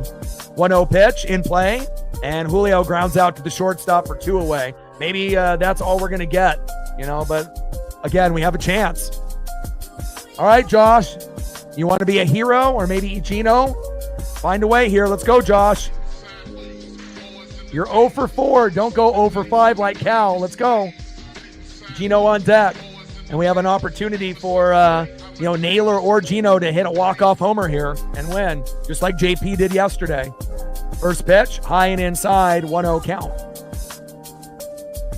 And we got Roxanne Perez and Alexa Bliss in the ring. Roxanne Perez and Rhea Ripley versus Alexa Bliss and Charlotte Flair at SummerSlam.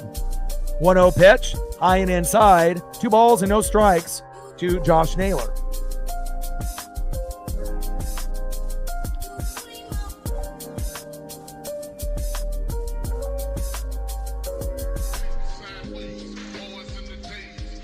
Man, unbelievable. Randy Arozarena with one of the biggest clutch home runs late that we had last night from JP, his first walk-off in his career. And there was 5 walk-offs last night. I don't know what was in the water yesterday, but it was something special. Can we do it again? We win here, we have a chance for a sweep tomorrow with Logan Evans at home, who's amazing. On the road, he's terrible. So luckily we're at T-Mobile.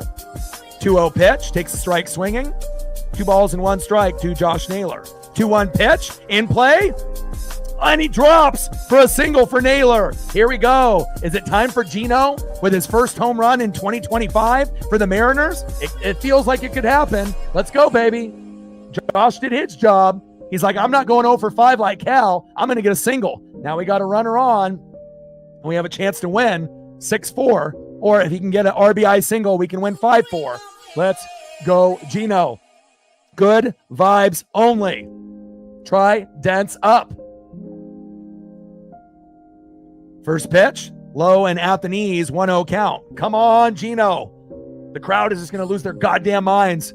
And me as well. 1-0 pitch, low and away. 2 balls and no strikes from Garcia to Gino.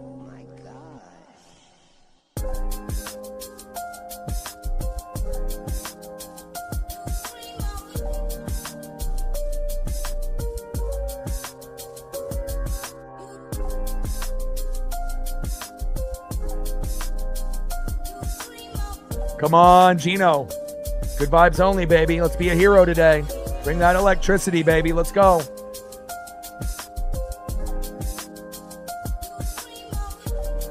And it looks like we're going to have a pitching change.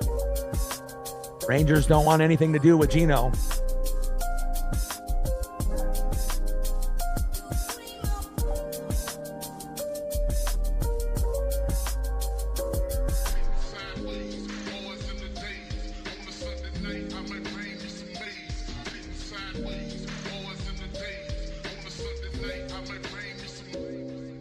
Oh, man.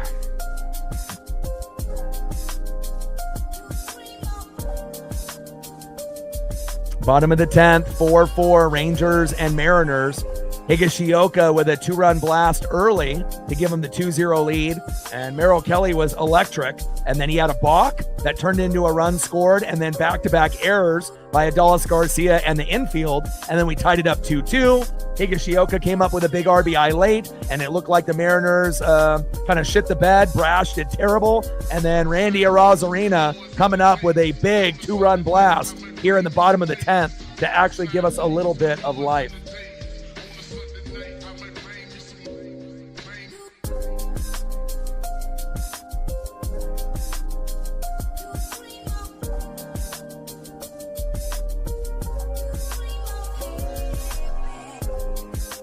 I think they're making a pitching change.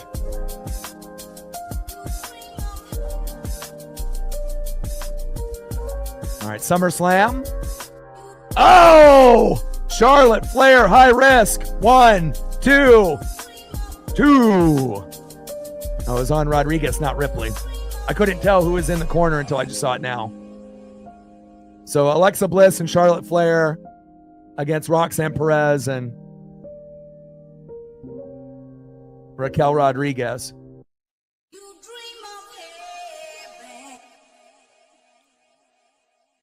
Oh, figure 4 by Charlotte Flair as we're waiting for commercial. Bottom of the 10th, 4-4 Rangers and Mariners. SummerSlam Night 1 already on right now on Peacock. And I will be doing the Mariner game tomorrow at 1. And right after, with no rest, I'm going to be doing SummerSlam Night 2. So if you are a fan of WWE, come through tomorrow after I do the Mariner game. Definitely going to be a long day, but it should be exciting.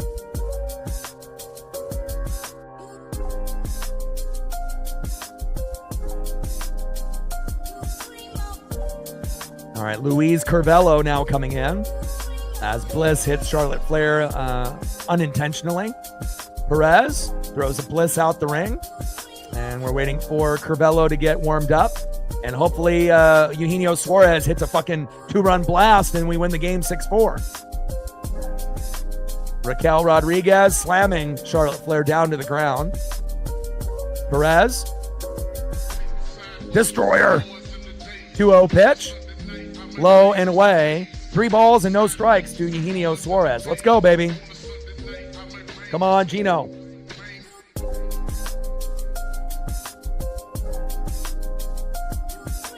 .30 pitch, takes a strike looking low and at the knees. 3 balls and 1 strike to Eugenio Suarez. Come on, baby. Good vibes only. Single, double, triple, home run. Find a way. 3-1 pitch, fouled off, right down the middle. 3 balls and 2 strikes to Eugenio Suarez.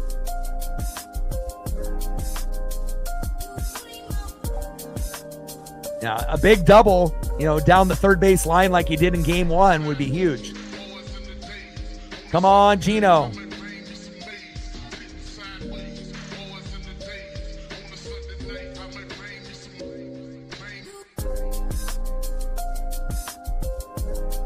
It was a smart move to move JP out of the, leadoff spot to put Randy there. 3-2 pitch, and that is strike 3. Brutal. Well, at least Randy tied it up. I mean, let's be honest, if that scenario in the, bottom of the 10th would have happened 1,000 times, we tie it up maybe 1 time, and we did right there. So this should have been a game that we lost 100%. And Randy ended up being big, and luckily with the ghost runner rules, normally it would have been just a solo dinger, but thankfully we were in extras, and Cole Young was on second, and we got the job done. And it looks like Alexa Bliss and Charlotte Flair just won at SummerSlam. All right, end of the 10th inning. Let's go to the top of the 11th. And hopefully the game doesn't go long tomorrow, because I got to do SummerSlam night 2. So let's see who's up next here for the Rangers. Next up for the Rangers, 0 for 4 with a K, Jock Peterson. Batting second, 1 for 4 with a K, Wyatt Langford. And then pitch hitting for Rowdy Tellez is Ezekiel Duran. So I got to get a photo of that.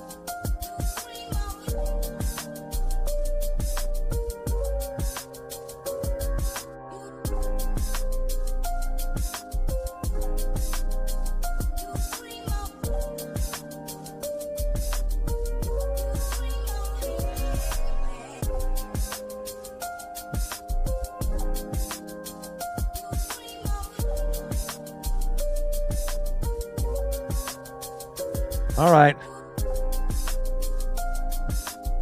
Like, sub, donate, comment, share. If you haven't smashed that like button yet, please do. Looks like where are we at? 60, 62. We're at 64. 36 more to hit the dono goal. And I don't know what we're at on the likes, but I imagine someone in the room can type it in the chat to let us know where we're at. Did we hit 100? With 230 people in the room, I would fucking hope so. Top of the 11th inning. Ghost runner at second. Alexa Bliss and Charlotte Flair victorious against Raquel Rodriguez and Roxanne Perez.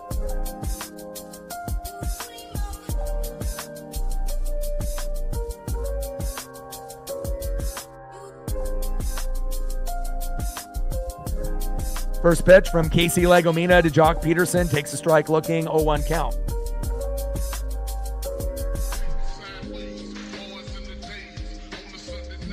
And it feels like we finally are getting Randy of the 2020, Tampa Bay Rays. Like, he's really starting to kind of come into his own, and by bringing in good players, like Naylor and Gino, that's less pressure on Julio and Cal. And, it's, I don't want to say it's like an all-star team, but it kind of feels like it. I mean, this is the best team that we've had top to bottom since 2001. And we're not going to win 116 games like that team, but we could make a deep run. 1-1 pitch in play. And a single to left by Adolis Garcia. Uh-oh. Now we got runners at first and third with no outs. We're running out of pitchers. We already used all our good ones. Next up is Wyatt Langford.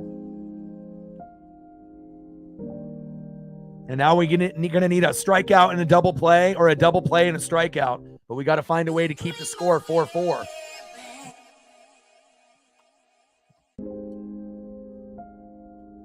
And games are always going to be interesting and fun against rivals in the division. Astros, Rangers, it's always fun. You know, Angels and Athletics, sometimes not as much because we play down to the competition and sometimes we lose, but you know that they're going to give everything that they got. All right, first pitch from Legomita to Langford. Takes a strike looking right down the middle, 0-1 count. Top of the 11th, 4-4 game. Runners at first and third with no outs. Randy Arozarena with a big two-run blast in the bottom of the 10th when we were down 4-2 to tie it up 4-4. You know, that's a game that we should have lost 100%. And I'm still in shock that Randy hit that. Clutch. Top of the 11th, runners at first and third. We need something wonderful to happen to us. Something wonderful will happen to me, to the Mariners, to the fan base. Let's go.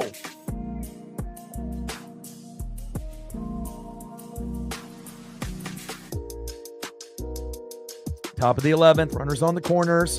Legomina on the mound. 0-1 pitch. Fuck. And another single. God damn it.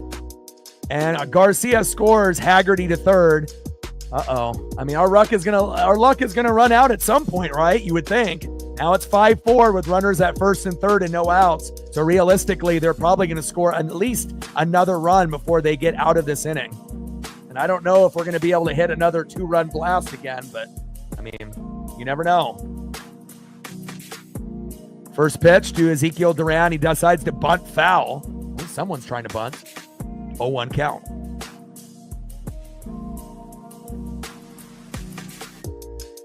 Oh, 1 pitch, high and inside. 1 ball and 1 strike from Legomina to Duran. Oh.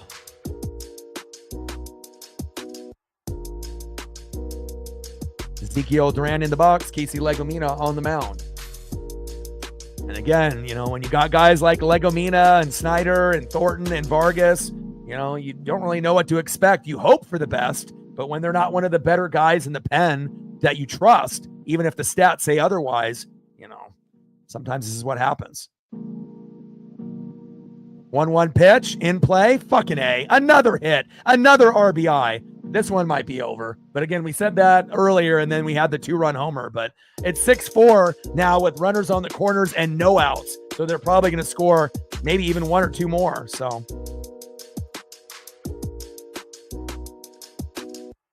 Scarlett and Karrion Kross. Man, Scarlett looks amazing. And that will be Karrion Kross versus Sami Zayn. And this is the match that I was looking forward to the most probably on night 1. Oh, Mariners. I mean, again, you can only go so far. But again, if we would have had better hitting at the top of the order, in the middle of the order, that could have definitely helped. You know, having too many of the guys go 0 for 4 or 0 for 5 and, you know, not having goddamn meltdowns by guys that we trust like Brash and obviously here Legomina fucking it up. Even worse than Brash did. All right, first pitch to Higashioka. Takes a strike swinging, 0-1 count. I mean, there's been some games where Legomina has done okay, but definitely fucked up here. 0-1 pitch, fouls that one off right down the middle. No balls and 2 strikes with runners at first and third and no outs.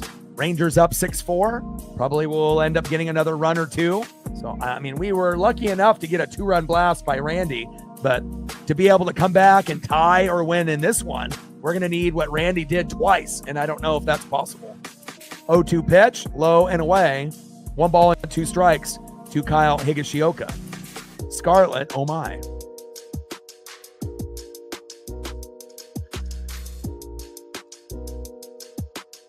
1-2 pitch, big swing and a miss, and we finally get an out, 1 away.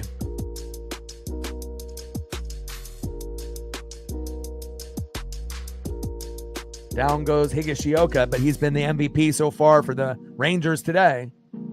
Next up is left fielder Alejandro Osuna. Now we need a double play up the middle, keep it at a 2-run gap, and then just pray that we can get the same result in the previous inning with Randy with another player.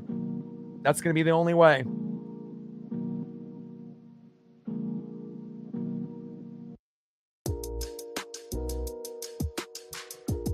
'11th game of 11 innings or more. It's a lot.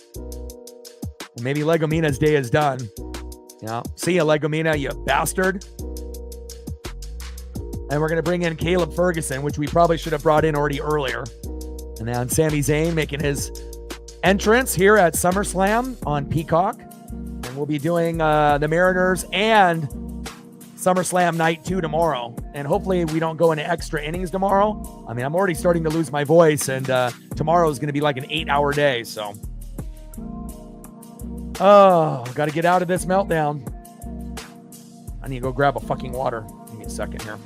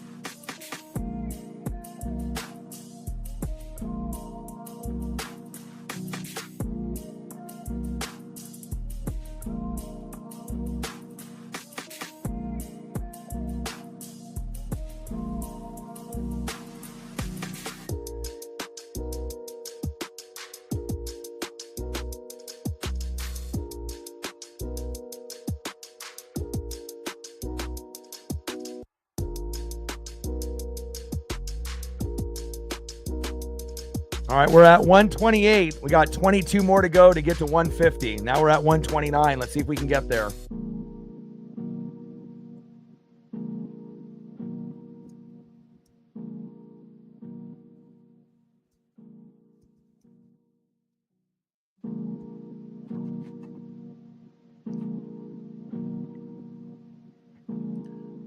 Yeah, we need a meltdown.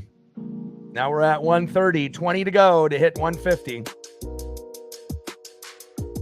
All right, come on, Caleb. Got to get a double play. Karrion Kross and Sami Zayn on SummerSlam on Peacock right now for night number 1. And we got Caleb Ferguson, lefty stud from the Pirates, on the mound. And Jonah Heim in the box. First pitch, takes a strike swinging right down the middle, 0-1 count. 6-4 Rangers lead, and we have to keep it at 2. If it goes any higher than that, it's game over, more than likely. 0-1 pitch, low and at the knees, 1 ball and 1 strike from Ferguson to Jonah Heim.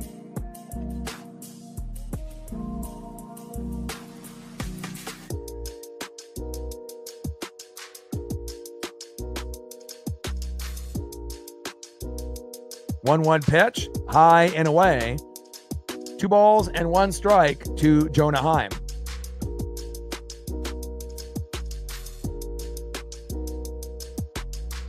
And Duran stole second. Now we have runners at second and third with 1 out. 2-1 pitch, fouled off, high and away. 2 balls and 2 strikes to Jonah Heim.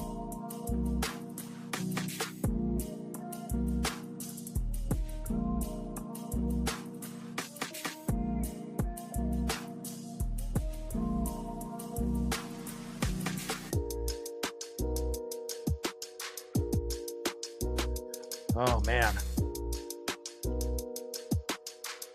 Top of the 11th, 6-4 Rangers. 2-2 pitch. Big swing and a miss by Jonah Heim. 2 away. Here we go. See ya. Next up, back at the top of the order, third baseman Josh Smith.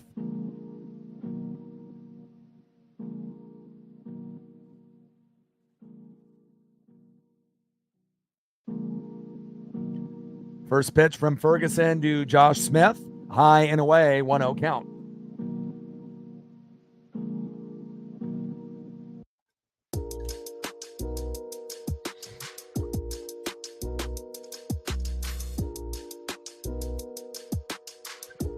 Top of the 11th, 6-4, Rangers lead. 1-0 pitch. Here we go. In play.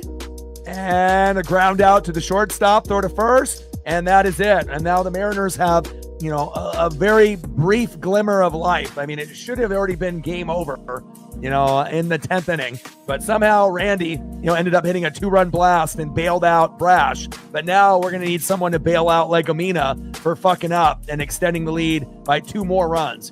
and we're going to need a fucking miracle. But again, we had one miracle. Can we get another? And who do we got up next? Let's see.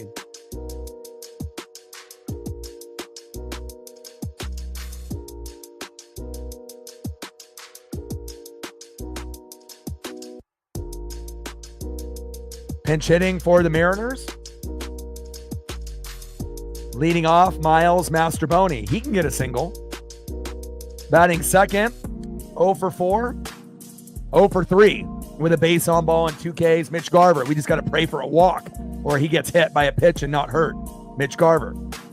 And batting third, 1 for 3 with a run, who ended up having the walk-off yesterday.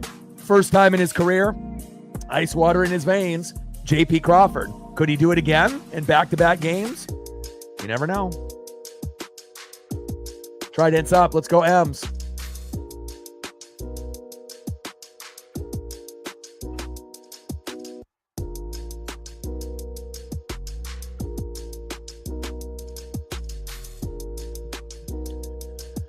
Shout out to Flying Monk, David Parker, Flying Monk, and Monkey Kung Fu. Appreciate you guys very much with the Dono train. And hopefully we can find a way here to get it done. WWE SummerSlam night number 1 also on as well. Peacock. We got Sami Zayn and Karrion Kross battling it out. And this is kind of one of the sleeper matches, I feel, for night 1. And hopefully I have a voice tomorrow after doing the Mariner game and SummerSlam night number 2. Looking forward to Cena and Cody Rhodes and many other matches tomorrow.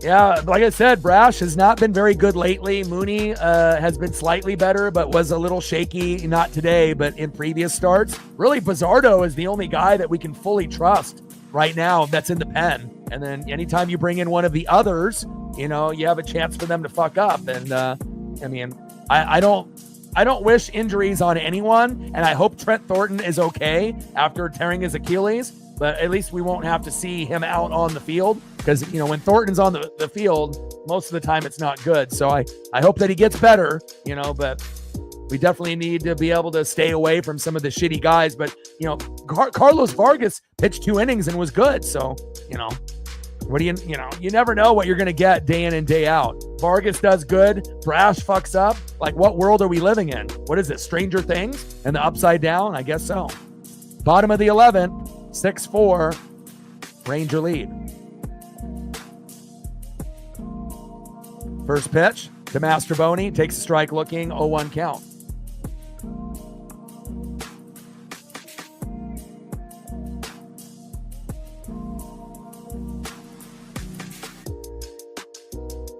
Oh, 1 pitch, outside, 1 ball and 1 strike to Miles Mastrobuoni. 1-1 pitch, popped up, and that is 1 away.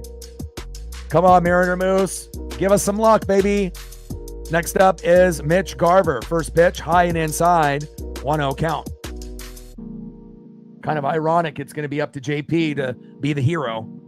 1-0 pitch, high and inside, 2 balls and no strikes to Mitch Garver. 2-0 pitch, takes a strike looking right down the middle. 2 balls and 1 strike with a runner at second and 1 out. 6-4 Rangers lead, and we need a miracle.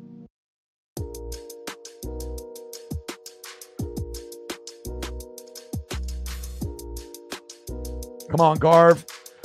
Find a way to get on base, and JP can hit a 3-run blast for a walk-off, and we win 7-6. Let's go. Get on base, Garv.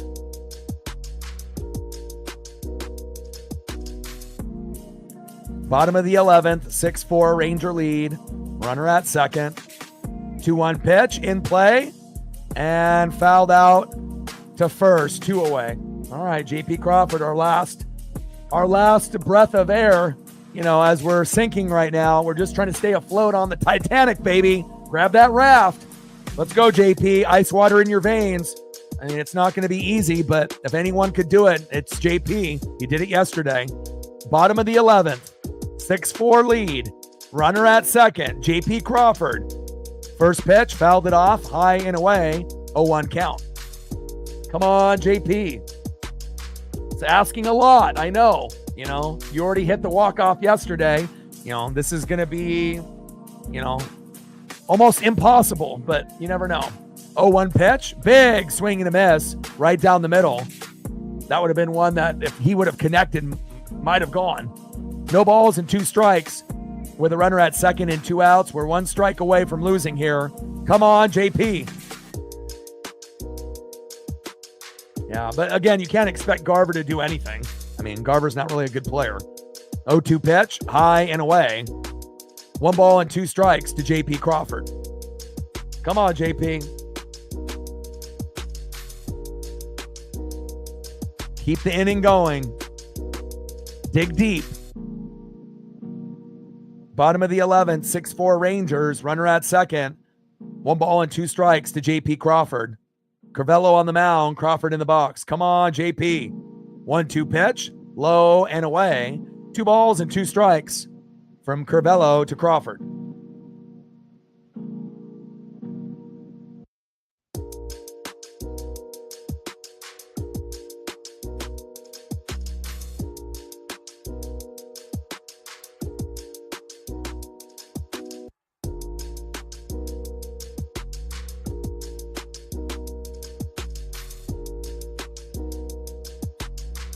Now we're going to have another pitching change. What are they doing here? You don't feel that your pitcher can get 1 more strike? What are you doing? What the hell are the Rangers doing here? He's just trying to, settle him down because he threw 2 balls after 2 strikes. Oh, we need a meltdown. Can I get a meltdown? I need a meltdown. But instead of the meltdown happening to the Rangers, it happened to fucking Brash and Legomina. Fuck.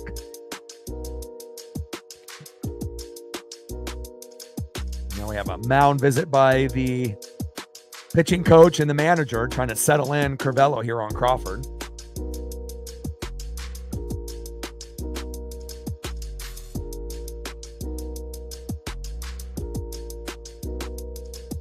Jesus Christ, this meeting is forever. Get the fuck off the field. You guys are already up 2. Sitting there having a goddamn powwow. Get the fuck out of there. All right, finally, let's get back to the action. 2-2 pitch, fouled off, low and away. 2 balls and 2 strikes with a runner at second and 2 outs. Mariners down to their last strike. Got to find a way. They got Nick Hogan ringside. Obviously, they did a Hulk Hogan tribute.